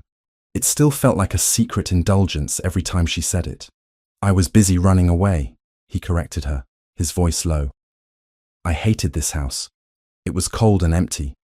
I didn't want to see the decay. You forced me to look at it. You made it a home. The intimacy of the moment was so sharp it hurt. Gideon leaned down, his face inches from her hair. Helena, he whispered, I have written to my solicitors in London. I am having the deed of debt transferred to a trust. I am looking for a way to annul it without triggering the tax laws. I want you free. His answer should arrive by courier within the week, sealed, formal, and impossible for any man to argue away. Helena's heart leaped. You would do that? I would give the entire estate away if it meant you would look at me without seeing a jailer, he said. Before she could answer, before she could tell him that the jailer had long since become the saviour, the heavy oak doors of the library were thrown open with a violence that made them both jump. Bennett stood in the doorway. The old butler, usually the picture of unflappable stoicism, looked pale, his hands shaking at his sides. Your Grace, Bennett stammered, his voice thin with panic. We have visitors. Gideon straightened, the softness vanishing from his face instantly, replaced by the mask of the Duke. I am not expecting anyone, Bennett. Who enters my house without being announced? I tried to stop them, Your Grace, Bennett said, wringing his hands. But they have a warrant, and Lord Vance is with them. Helena dropped her quill. It clattered onto the desk, splashing ink across the ledger she had spent hours perfecting. Rupert, she whispered, the blood draining from her face. Gideon's expression turned to granite. Show them in. He did not need to wait. Footsteps, heavy and authoritative, echoed on the marble floor of the hallway. 3 men swept past the trembling butler and entered the library. The first was Rupert Vance. Helena barely recognized her brother. Gone was the dishevelled, weeping boy she had last seen in the gambling hell. He was dressed in a brand new suit of bottle green velvet, his cravat tied in the latest fashion, his hair pomaded and curled. He looked healthy, prosperous, and utterly pleased with himself. But his eyes, when they landed on Helena, slid away quickly, unable to hold her gaze. Behind him waddled Baron Oswald Finch. The Toad. He looked exactly as he had that night in London, sweaty, opulent, and radiating a smug malevolence. He wore a coat of purple silk that strained at the buttons, and his fingers were adorned with rings that glittered obscenely in the afternoon light. The third man was a stranger. He was tall, thin, and dressed in the sombre black robes of the judiciary. He carried a leather portfolio and wore an expression of pinched self-importance. "Good afternoon, Your Grace," Finch said, his voice oily and loud in the quiet room. "I trust we are not interrupting anything domestic?" Gideon moved. He stepped in front of Helena, placing his body between her and the men, a shield of black wool and fury. "Get out," Gideon said.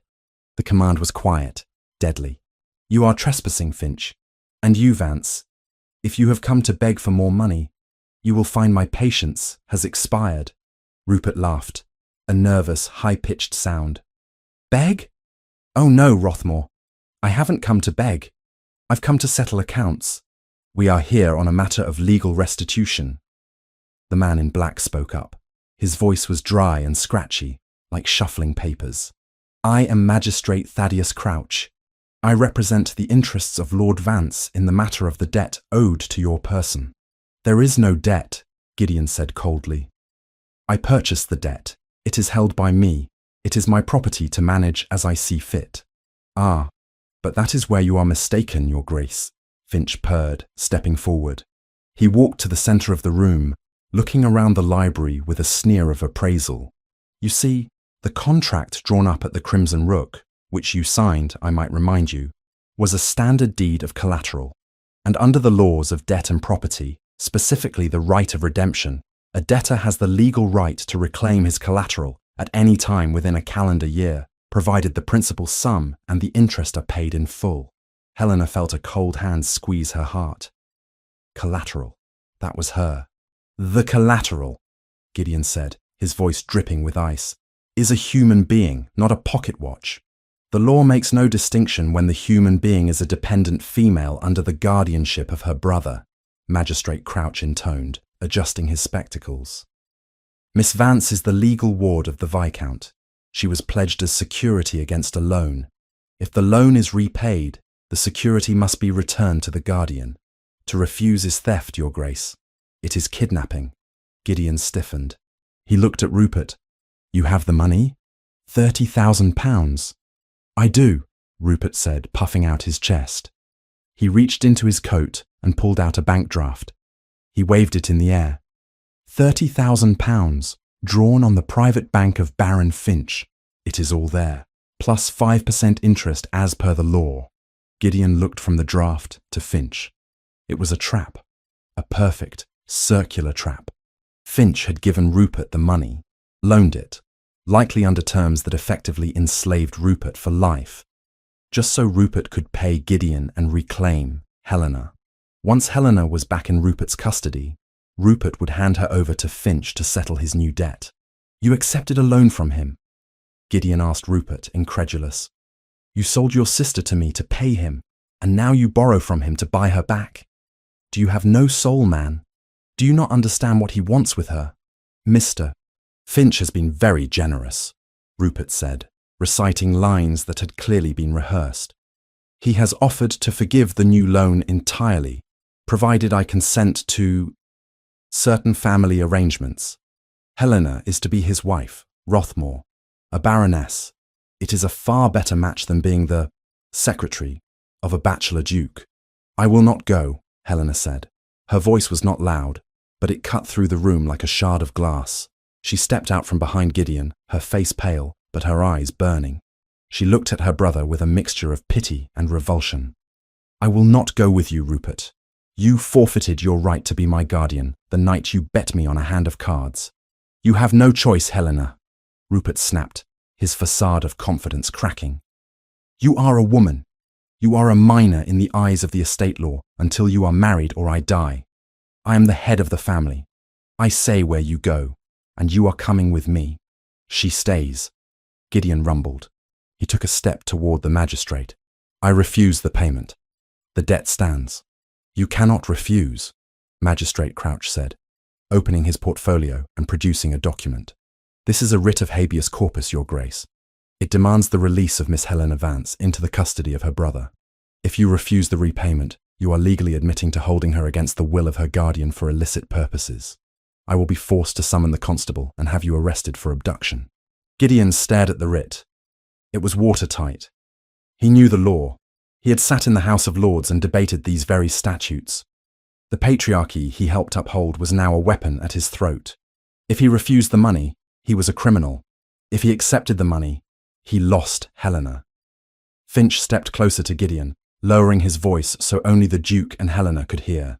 Checkmate, Rothmore. You thought you could buy her with your fortune. I have a fortune too. But I also have the brother. You have nothing but a piece of paper that just became worthless. Gideon's hands clenched into fists. He calculated the distance to Finch's throat. It would be so easy to crush the life out of him. But that would only leave Helena alone, with Gideon hanging from a gallows. He needed a way out. He needed a miracle.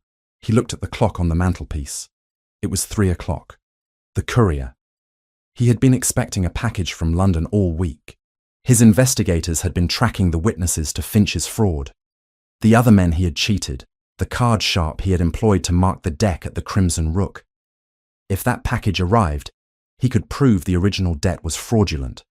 If the debt was fraud, the contract was void, and the right of redemption did not apply because there was nothing to redeem. But the courier had not arrived. Well, Finch demanded, holding out his hand for the release papers. Do we conclude this business, or do I ask Mr. Crouch to fetch the irons? Gideon's mind raced. He needed time. He couldn't fight the law with force, but he could fight it with bureaucracy. The sum is substantial, Gideon said, his voice flat and controlled. And the draft is drawn on a private bank. I cannot release a £30,000 lien without verifying the funds. The funds are good, Finch shouted. I will be the judge of that, Gideon replied coolly. My solicitor will need to inspect the draft, and I will need to draw up a formal release of the collateral. I will not hand over a gentlewoman like a sack of grain without the proper legal discharge. It would leave me liable for future claims. We can wait, Rupert said eagerly, looking at the brandy decanter on the side table. It will take time, Gideon said. I need to draft the documents. I need to inspect the currency. You have 1 hour, Magistrate Crouch said, checking his pocket watch. The writ is immediate, Your Grace. I am granting you a courtesy because of your rank. But if Miss Vance is not in this carriage by 4 o'clock, I will execute the warrant for your arrest. 1 hour, Gideon agreed. Bennett, show these gentlemen to the drawing room. Give them nothing to drink. But, Rupert protested. Nothing. Gideon barked. Bennett, looking as if he might faint with relief at the temporary reprieve, opened the door. This way, my lords. Sir. Finch narrowed his eyes at Gideon. He suspected a trick, but he was so confident in his legal victory that he didn't care.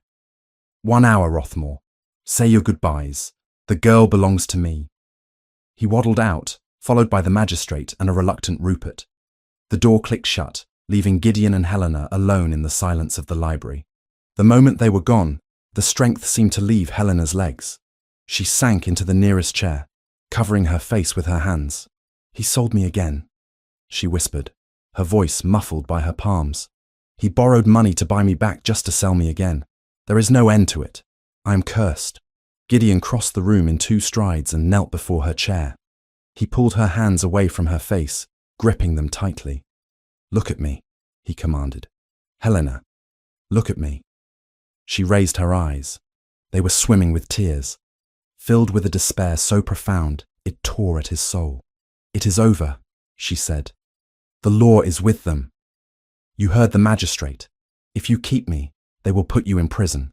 They will not, Gideon said fiercely. I asked for an hour for a reason. To write a letter, to check a bank draft. She shook her head. It doesn't matter if the money is real, Gideon. The law says I belong to Rupert. I am waiting for a package, Gideon said, speaking rapidly. From London. My agents found the man who marked the cards that night. They found the other investors Finch defrauded. I am expecting the affidavits today. If I have proof that the original game was a cheat, the debt is annulled. It never existed. If there is no debt, there is no redemption. Rupert has no claim, and Finch goes to jail. And if the package does not come? Helena asked, staring at the clock. The minute hand seemed to be moving with malicious speed. It is 3:15. The mail coach passed the village at noon. If it were here, Bennett would have brought it. Gideon fell silent. He knew she was right. The courier was late, or the proofs hadn't been found in time. He was gambling again, just like Rupert, betting everything on a card that hadn't turned. I will not let you go with them, Gideon vowed. I will burn this house down before I let Finch touch you. And then what? Helena touched his cheek, her fingers trembling. You go to Newgate.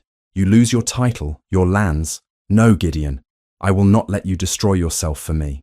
You are worth my fortune, he said, echoing the words he had spoken to Finch months ago. But now they carried the weight of love, not just honor. You are worth everything. I am a liability, she said, pulling her hands away. She stood up, walking to the window. She looked out at the garden she had helped restore. I should never have come here. I allowed myself to believe, to pretend. Pretend what? Gideon stood up behind her. That I could be free, she whispered. That I could be yours. Gideon wrapped his arms around her from behind, pulling her back against his chest. He buried his face in the crook of her neck, breathing in the scent of lavender and fear. You are mine, Helena, in every way that matters. The law is a construct of men. It cannot touch what is between us. The law can put chains on my wrists and force me into Finch's bed, she said brutally. We have 40 minutes, Gideon. Unless your miracle rides through those gates, I have to go. No.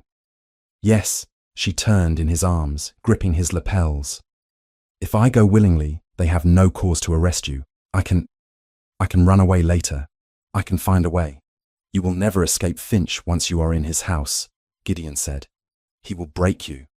I know men like him. He wants to possess you to punish you for being beyond his reach. He pulled away from her, pacing the room like a caged tiger. There must be another way. A legal precedent. Something. He went to the bookshelves, pulling down heavy volumes of statute law, flipping through pages with frantic haste. Blackstone's commentaries. The rights of persons. Guardianship.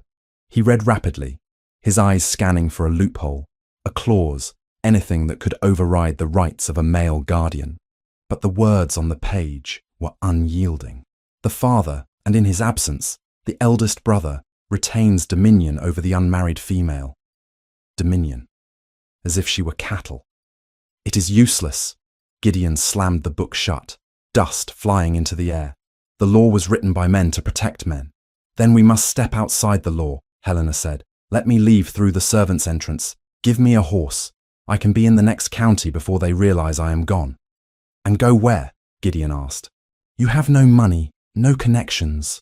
You would be a fugitive. Finch would hunt you down, and the magistrate would still arrest me for aiding your escape. Then what do we do? She cried, her composure finally shattering. Do we just watch the clock tick down to my execution? Gideon looked at her, at the woman who had challenged him, saved him, and loved him in silence. He made a decision. It was dangerous, reckless, and terrified him more than the war ever had. Bennett! He roared. The door opened instantly. Bennett had clearly been listening at the keyhole. Your Grace? Send a rider to the crossroads, Gideon ordered. The courier from London. If he is on the road, I want him brought here at a gallop. If he has to kill the horse, get him here. Yes, Your Grace. Bennett vanished. And now, Gideon turned to Helena. We wait. And while we wait, I am going to do what I should have done the night of the dinner. He walked over to her, grabbed her waist, and pulled her flush against him. Before she could protest, before she could remind him of the debt or the danger, he crushed his mouth to hers. It was not a gentle kiss. It was a kiss of desperation, of fury, and of overwhelming love. It was a claim. He kissed her as if he could imprint his soul onto hers, marking her so deeply that Finch would never be able to touch her without burning. Helena made a sound in her throat, a sob of relief, and threw her arms around his neck. She opened to him, kissing him back with equal ferocity. For weeks, they had danced around this fire, terrified of the burn. Now, with the executioner at the door, they threw themselves into the flames. Gideon lifted her, sitting her on the edge of the heavy oak desk, scattering papers and quills. He stepped between her legs, his hands tangling in her hair, tilting her head back. "I love you," he whispered against her lips. "I love you, Helena. And I swear by everything I hold sacred, you will not leave this house with him. I love you," she sobbed. "Gideon, I'm scared." "I know." He held her face in his hands, resting his forehead against hers. "I am too." The clock on the mantel chimed the half hour. 30 minutes left. Outside, the wind began to pick up, rattling the window panes. In the drawing room, Finch checked his watch and smiled, visualizing the victory to come. In the library, two lovers clung to each other, listening for the sound of hoofbeats that would signal salvation, or the silence that would mean the end of everything. Gideon looked over Helena's shoulder at the window. The driveway was empty. The road to the south was empty. He reached into his drawer and pulled out a pistol. He checked the prime and placed it on the desk, covering it with a ledger. "What are you doing?" Helena asked, her eyes widening. "If the courier does not come," Gideon said, his voice terrifyingly calm, "I will not let them take you. I will offer them a choice. They leave, or I create a widow of the Baroness Finch before she is even wed." "Gideon, no," Helena gasped. "That is murder. You will hang." "Then I hang," he said, taking her hand and kissing the palm. "But you will be free." They waited. The minutes ticked by like drops of blood. 3:40, 3:45, 3:50. At 3:55, the door handle turned. "Time is up, Your Grace," Finch's voice called from the hallway. Gideon looked at Helena. He looked at the pistol. He looked at the empty driveway. "Stay behind me," he said. England, 1823. The silence in the library of Holloway Hall was not empty. It was a living, suffocating thing, heavy with the scent of ozone from the approaching storm and the metallic tang of imminent violence. Gideon Althorpe stood like a statue carved from obsidian, his body a barrier between the woman he loved and the men who sought to enslave her. The pistol lay on the desk, a cold promise of ruin, covered only by a thin ledger. Across the room, Baron Oswald Finch checked his pocket watch with a theatrical sigh, the gold casing clicking shut like the sound of a guillotine blade dropping. "Time is up, Your Grace," Finch repeated, his voice dripping with a faux regret that masked his predatory glee. "The hour has struck. The law is clear. Surrender the girl, or surrender your freedom." Magistrate Crouch stepped forward, his face pinched and pale, clearly uncomfortable with the tension but bound by the statutes he served. He cleared his throat, a dry, dusty sound. "Your Grace," he began, his voice wavering slightly as he looked at the Duke's clenched fists. "I have no desire to create a spectacle. You are a peer of the realm, but the writ of habeas corpus is absolute. You are detaining Miss Vance against the wishes of her legal guardian. If you do not step aside, I shall be forced to summon the constables waiting at the gate." Gideon did not move. He could feel Helena's breath against his back, rapid and shallow. He could feel the trembling of her hands where she gripped his coat. He calculated the odds. If he picked up the pistol, he ended his life as a duke and began his life as a fugitive or a corpse. If he stepped aside, he ended Helena's life as a free woman. It was an impossible choice, a checkmate engineered by a man with no soul.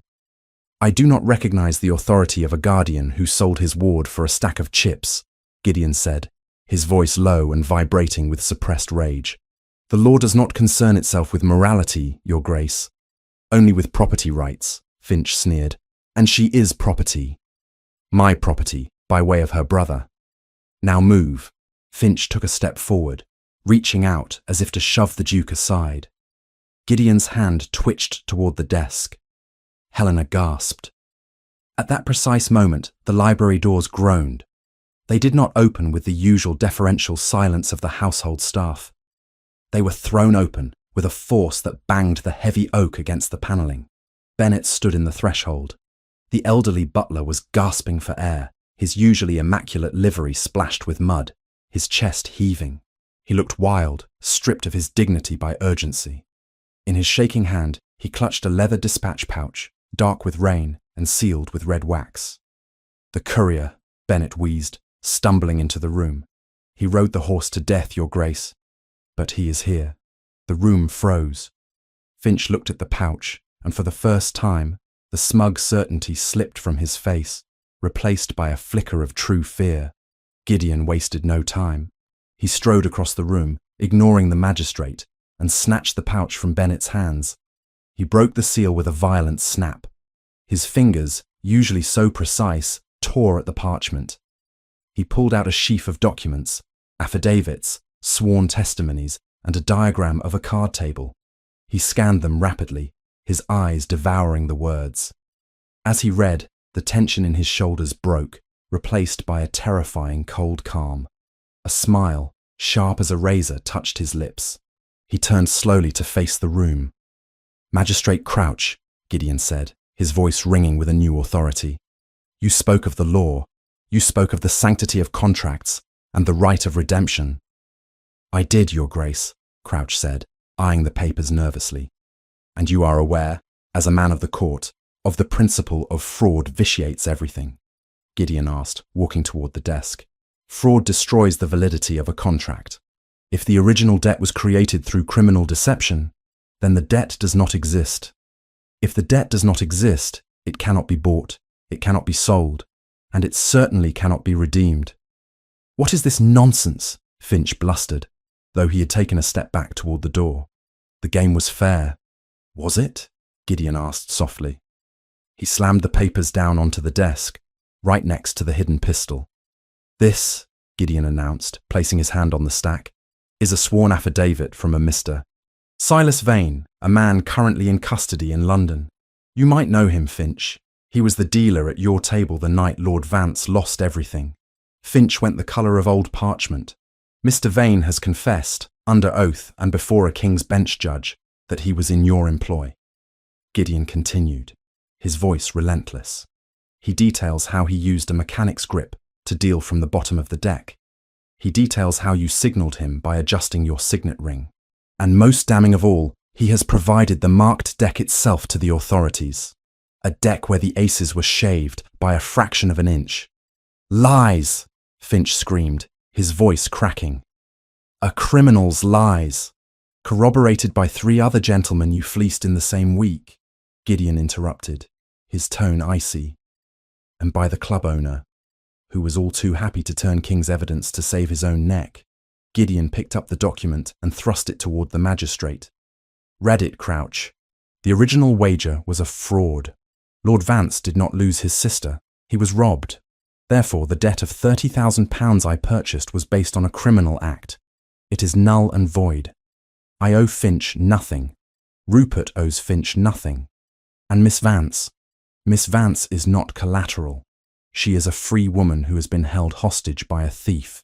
The magistrate took the papers with trembling hands. He adjusted his spectacles and began to read.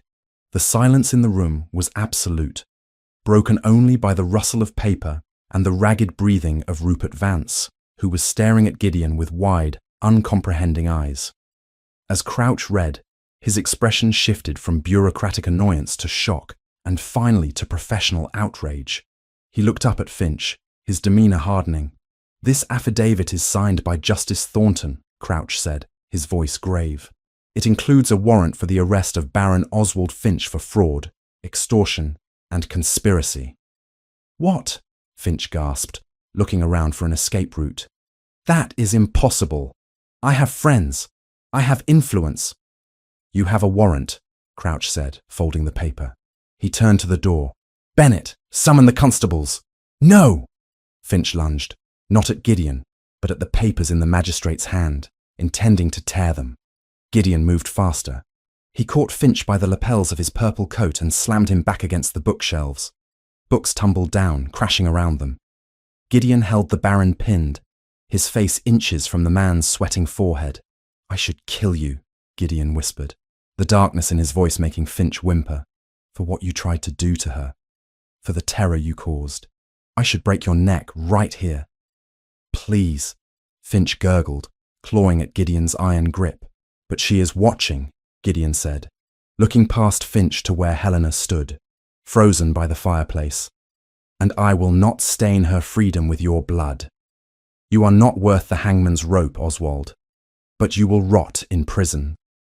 He threw Finch to the floor, just as two burly village constables, summoned by the quick-thinking Bennett, burst into the room. "Take him," Magistrate Crouch ordered, pointing at the grovelling Baron. As the constables hauled the screaming Finch away, his protests echoing down the marble hallway, the atmosphere in the library shifted. The threat was gone. The monster had been slain. But the wound remained. Rupert Vance stood in the centre of the room, looking at the empty doorway where Finch had vanished. He looked at Gideon, then at Helena. A slow, tentative smile spread across his face. He smoothed his velvet coat, his confidence returning with terrifying speed now that his debt was erased. "Well," Rupert said, letting out a breathless laugh, "that was close. A masterstroke, Rothmore. Truly. You saved us both a great deal of trouble." Gideon turned to look at the young Viscount.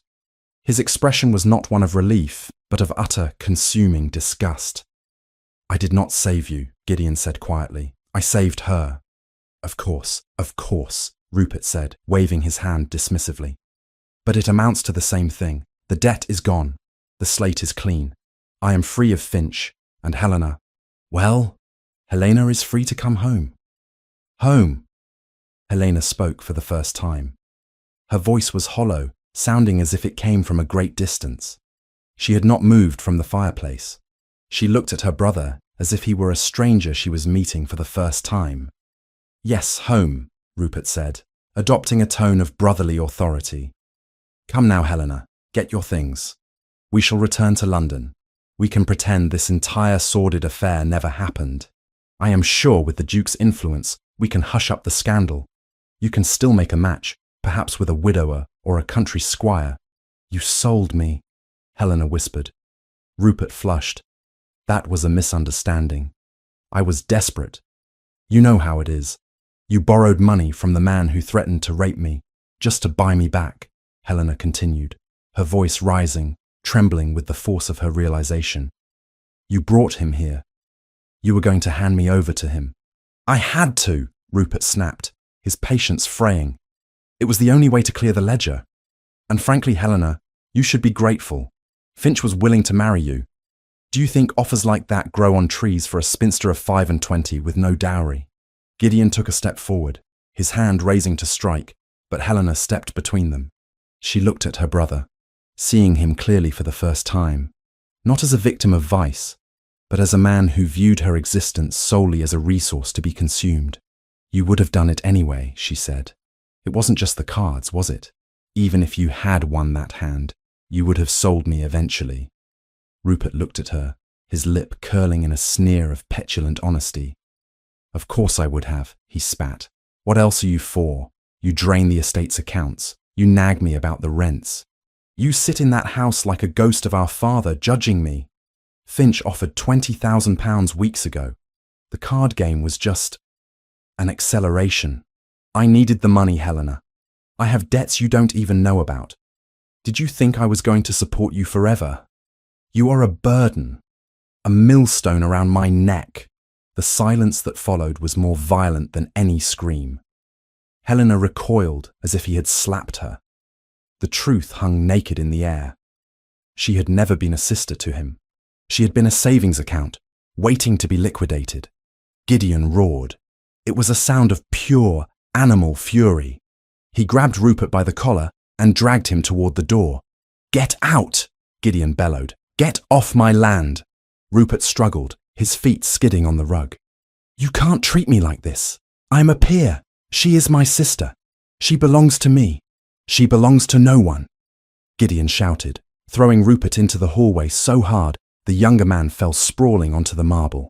Gideon stood in the doorway, chest heaving, pointing a shaking finger at the Viscount.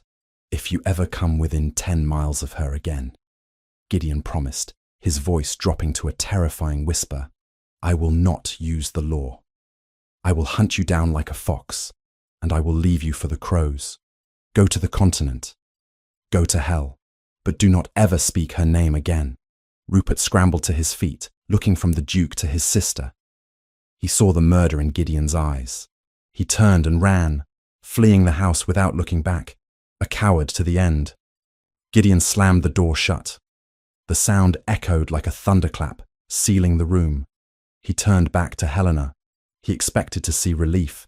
He expected to see her crying, perhaps, or fainting from the shock. He was ready to hold her, to tell her it was over, that she was safe, that the nightmare was finished. But Helena was not crying. She was standing by the desk, staring at the papers, the affidavit of fraud. She looked at the pistol. She looked at the ledger where she had worked for months. Helena? Gideon said softly, walking toward her. It's done. They are gone. Helena looked up. Her brown eyes were dry and agonizingly empty. She looked at him, and then she looked around the opulent library. It's done, she repeated dully. The transaction is cancelled. What? Gideon stopped, confused. The fraud annulled the debt, she said, her voice devoid of inflection. The contract is void.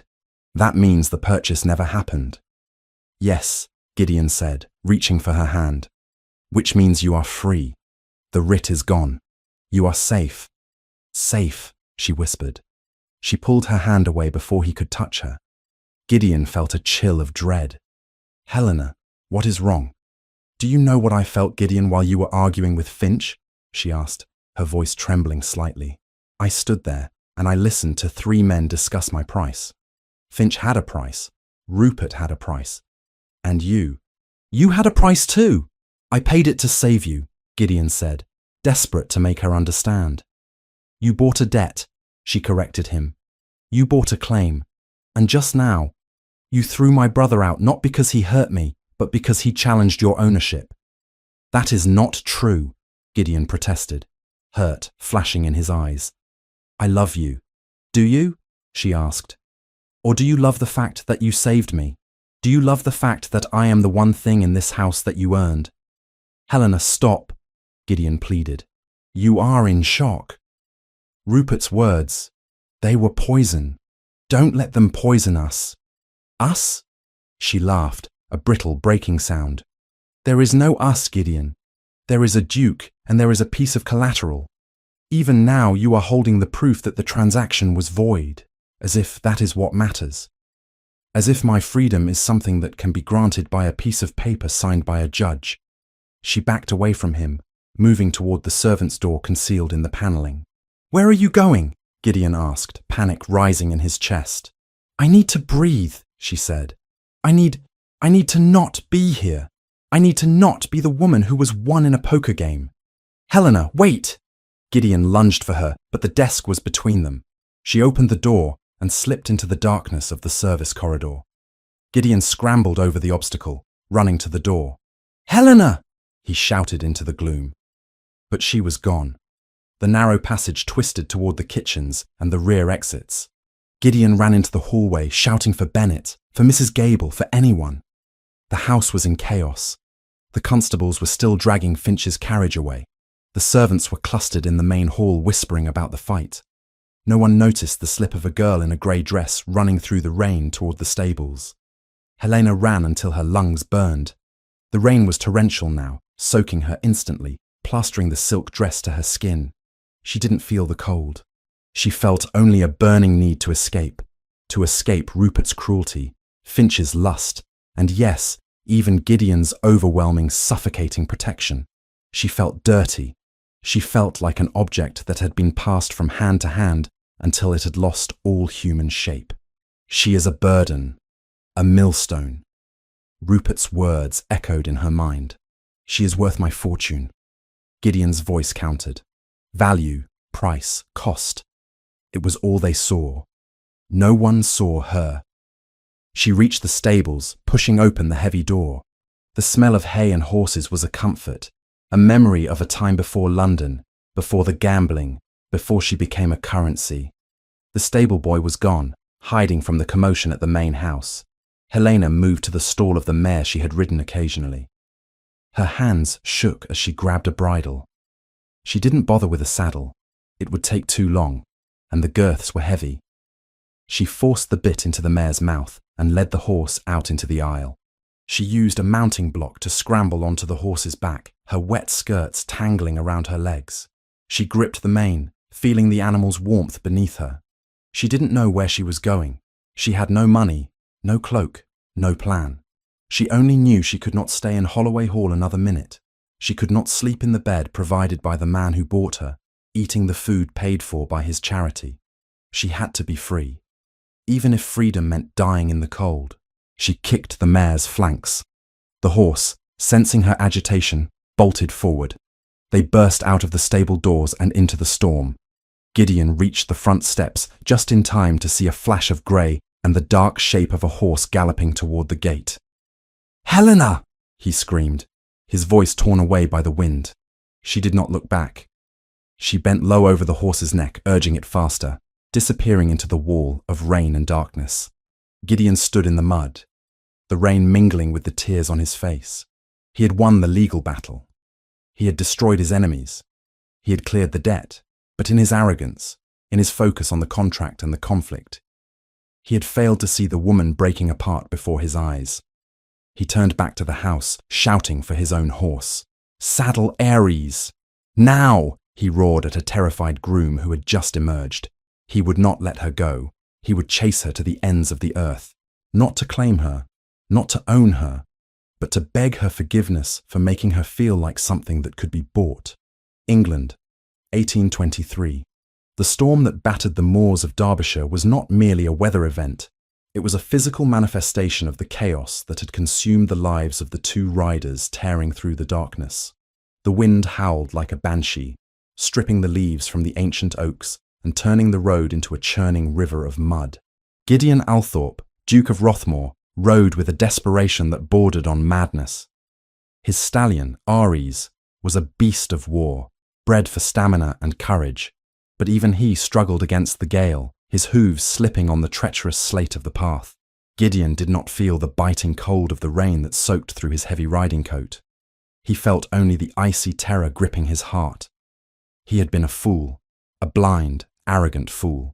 He had treated Helena Vance as a problem to be solved, a legal equation to be balanced.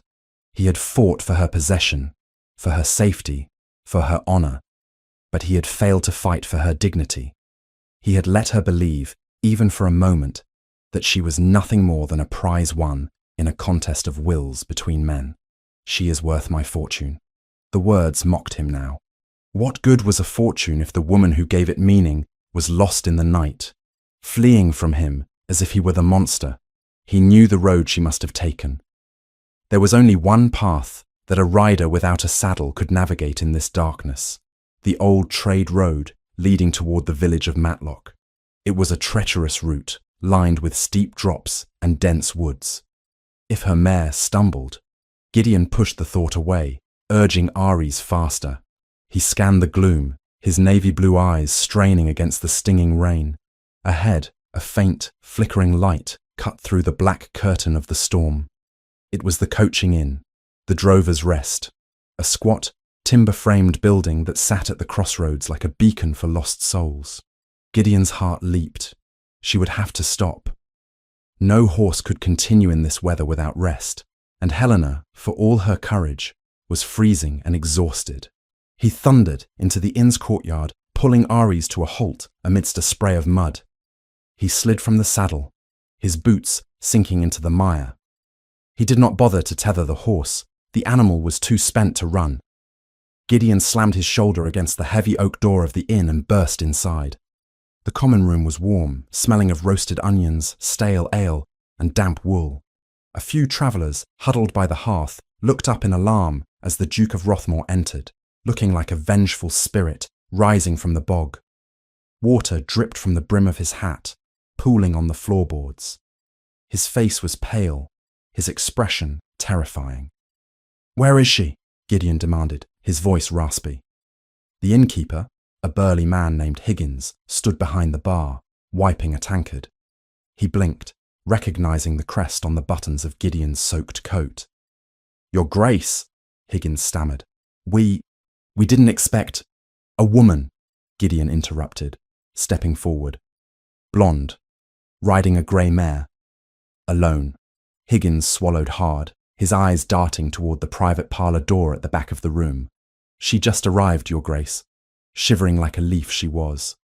Said she had no coin, but offered a silver hairpin. I put her by the fire in the back. I was going to bring her some broth." Gideon reached into his pocket, pulled out a gold sovereign, and slammed it onto the counter.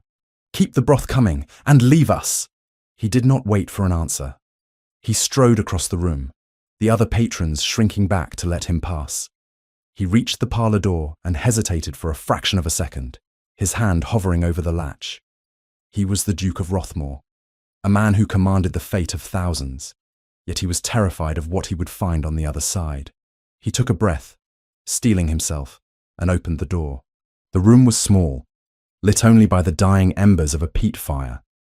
Helena sat on a low stool close to the hearth, wrapped in a rough woolen blanket the innkeeper must have lent her. Her wet dress clung to her skin, the silk ruined. Her hair, usually so neat, hung in damp, tangled strands around her face. She looked small, broken, and utterly defeated. She did not look up as he entered. She stared into the fire, her hands trembling as she held them out to the weak heat. "Helena." He spoke her name softly, afraid that a louder sound might shatter her. She flinched, her shoulders hunching defensively. She turned her head slowly. Her brown eyes were rimmed with red, dull and exhausted. There was no anger in them, only a profound resignation that hurt him more than any scream. "You found me," she whispered. "Of course you did. You own the land. You own the road. You own the horse. I do not own you," Gideon said, closing the door behind him to shut out the noise of the tavern. He walked toward her, but he did not try to touch her.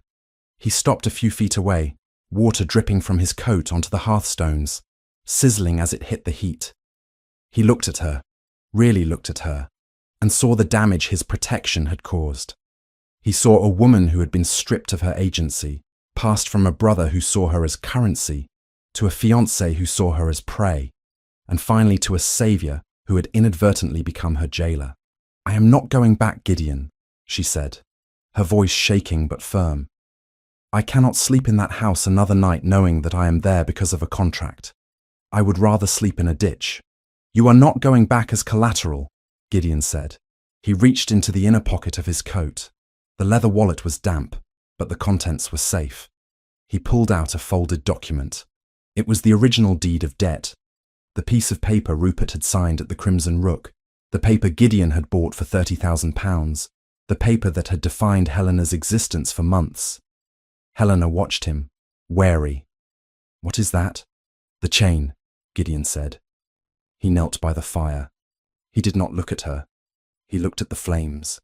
With a deliberate, steady hand, he thrust the document into the heart of the fire. "No!" Helena gasped, half rising. "That is £30,000. That is your proof." "Watch it burn," Gideon commanded softly.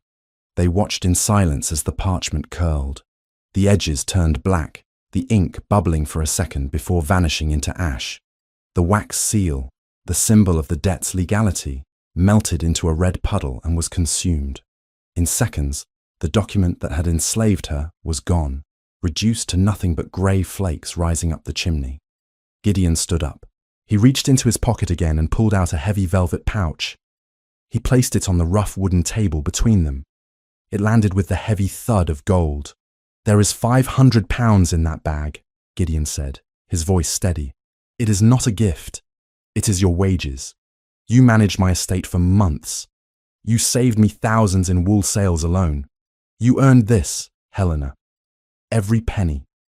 Helena stared at the bag, then at the ashes in the fireplace, then up at his face. She was confused, her mind struggling to process the shift. Why? She asked. Because you were right, Gideon said. He took off his wet hat and ran a hand through his rain-slicked black hair. I thought I was saving you, but I was only buying the right to control you. I fought Finch. I fought your brother. I fought the law. But I never gave you the one thing you actually needed. And what is that? She whispered. The choice to leave, Gideon replied. He stepped back, putting distance between them. He gestured toward the door. The debt is gone. The paper is ash. You have your own money now. You are free, Helena. You can take that gold, hire a carriage, and go anywhere in England. You can start a new life. You can open a school, buy a cottage, travel to the continent. No one has a claim on you. Not Rupert, not Finch, and not me. He looked at her with an intensity that burned, his navy eyes stripping away all pretenses. I love you, he said, his voice breaking slightly. I love you more than I have ever loved anything in this wretched, lonely life. But love is not possession. If you stay with me, it must be because you choose to, not because you have nowhere else to go. So I am giving you the means to go. He waited. The silence in the room was deafening. The fire crackled. The wind battered the shutters. Helena looked at the bag of gold, the symbol of independence she had craved for years. She looked at the door, the path to a life where she answered to no one. Then she looked at Gideon. She saw a man who was stripped of his armor. The arrogant duke was gone. In his place stood a man soaked to the bone, shivering slightly, who had just burned a fortune to give her her dignity back. He was terrified. She could see it in the tension of his jaw, in the way his hands were clenched at his sides. He was letting her go, even though it was tearing him apart. Helena stood up. The blanket fell from her shoulders, pooling on the floor. She took a step toward the table. She reached out and touched the velvet bag. £500, she mused. A woman could live comfortably for years on this. Yes, Gideon said, his voice hollow. She looked at him. And if I walk out that door, then I will watch you go, Gideon said. And I will ensure you are safe until you are beyond my reach. And then I will spend the rest of my life missing you. Helena smiled. It was a small, watery smile, but it reached her eyes, lighting them up like lamps in the darkness. You are a terrible businessman, Gideon Althorpe, she said softly. You pay £30,000 for a bad debt, and then you burn the receipt. And now you are trying to pay your best employee to leave. I am not paying you to leave, Gideon rasped. I am paying you to be free. Helena walked around the table. She stopped inches from him. She reached out and took his cold, wet hand in hers. Freedom is not about money, Gideon. It is about who holds your heart. You held mine long before you burned that paper. She squeezed his hand, her gaze fierce and loving. I don't want the money, Gideon. I don't want to go to the continent or open a school. I want to go home. I want to argue with you about the railway bill. I want to fix the roof in the West Wing. I want to wake up every morning and know that I am exactly where I belong. Helena. Gideon breathed, hope dawning in his eyes like a sunrise. I choose you, she whispered. Not because of the debt, not because of the safety, but because you are the only man who ever saw me, not as a spinster or a sister, but as a soul. Gideon made a sound that was half laugh, half sob. He pulled her into his arms, crushing her against his soaked chest. He buried his face in her wet hair, holding her as if she were the only solid thing in a spinning world. I thought I had lost you, he murmured against her neck. God, Helena, I thought I had lost you. You almost did, she admitted, clinging to him. But you came for me, and you let me go. That was the only way to keep me. He pulled back slightly, framing her face in his hands. He looked at her, with a reverence that made her knees weak. Marry me, he said, not to satisfy a contract, not to stop a scandal. Marry me because I cannot breathe without you. Marry me and be the mistress of Holloway Hall, not as my ward, but as my equal, my partner. Helena laughed, crying at the same time. Is that a proposal, Your Grace? It lacks a certain formality. You are soaking wet, and we are in a tavern. It is the only proposal you will get. he said, smiling, the old spark returning to his eyes. Unless you want me to kneel in the mud.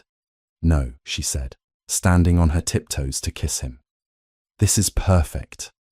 Yes, I will marry you, Gideon. He kissed her then. A deep, slow kiss that tasted of rain and wood smoke and infinite promise. The storm outside raged on, but inside the small parlour, the world was calm. They were no longer debtor and creditor, master and servant. They were simply two people who had weathered the hurricane and found safe harbour in each other. Epilogue. 6 months later. Christmas, 1823. Holloway Hall was unrecognisable. The gloom that had once shrouded the estate had been banished, replaced by the warmth of a house that was truly lived in. Holly and ivy decked the banisters of the grand staircase, and the scent of roasting goose and spiced wine filled the air. In the library, the fire roared in the hearth, but the room was no longer a dusty tomb of silence. It was a hive of activity. Gideon sat at his desk, reviewing the final construction reports for the Rothmore Railway spur. The bill had passed, the tracks were being laid, and the local economy was booming. He looked healthy, the lines of exhaustion gone from his face, replaced by a contentment that softened his severe features. Across from him, at her own desk, identical in size to his, sat Helena, the Duchess of Rothmore. She was dressed in a gown of deep crimson velvet, her honey-blonde hair gleaming in the firelight. She was writing a letter to Mr. Colborne regarding the new school they were building for the tenant workers' children. Gideon put down his pen and watched her. He never tired of watching her. "Helena," he said. She looked up, her pen pausing. "Yes, a letter arrived from the continent today," Gideon said, picking up a piece of parchment. "From Baden-Baden." Helena's expression tightened slightly. "Rupert?" Gideon nodded. "He writes that the waters are good for his health, but the cards have been unkind. He asks for assistance." Helena sighed, but there was no pain in it, only a distant pity. She put down her pen and looked at her husband. "And what did you reply?" "I haven't replied yet," Gideon said, a mischievous glint in his eyes. "I thought I would defer to the estate manager. After all, the funds are under your supervision." Helena smiled. She picked up her pen again. "Send him nothing," she said decisively. "Or perhaps send him a book on mathematics. He needs to learn the odds." Gideon laughed, a rich, deep sound that filled the room.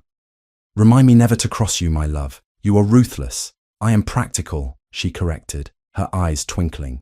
"And we have better things to spend our money on." She stood up and walked over to him.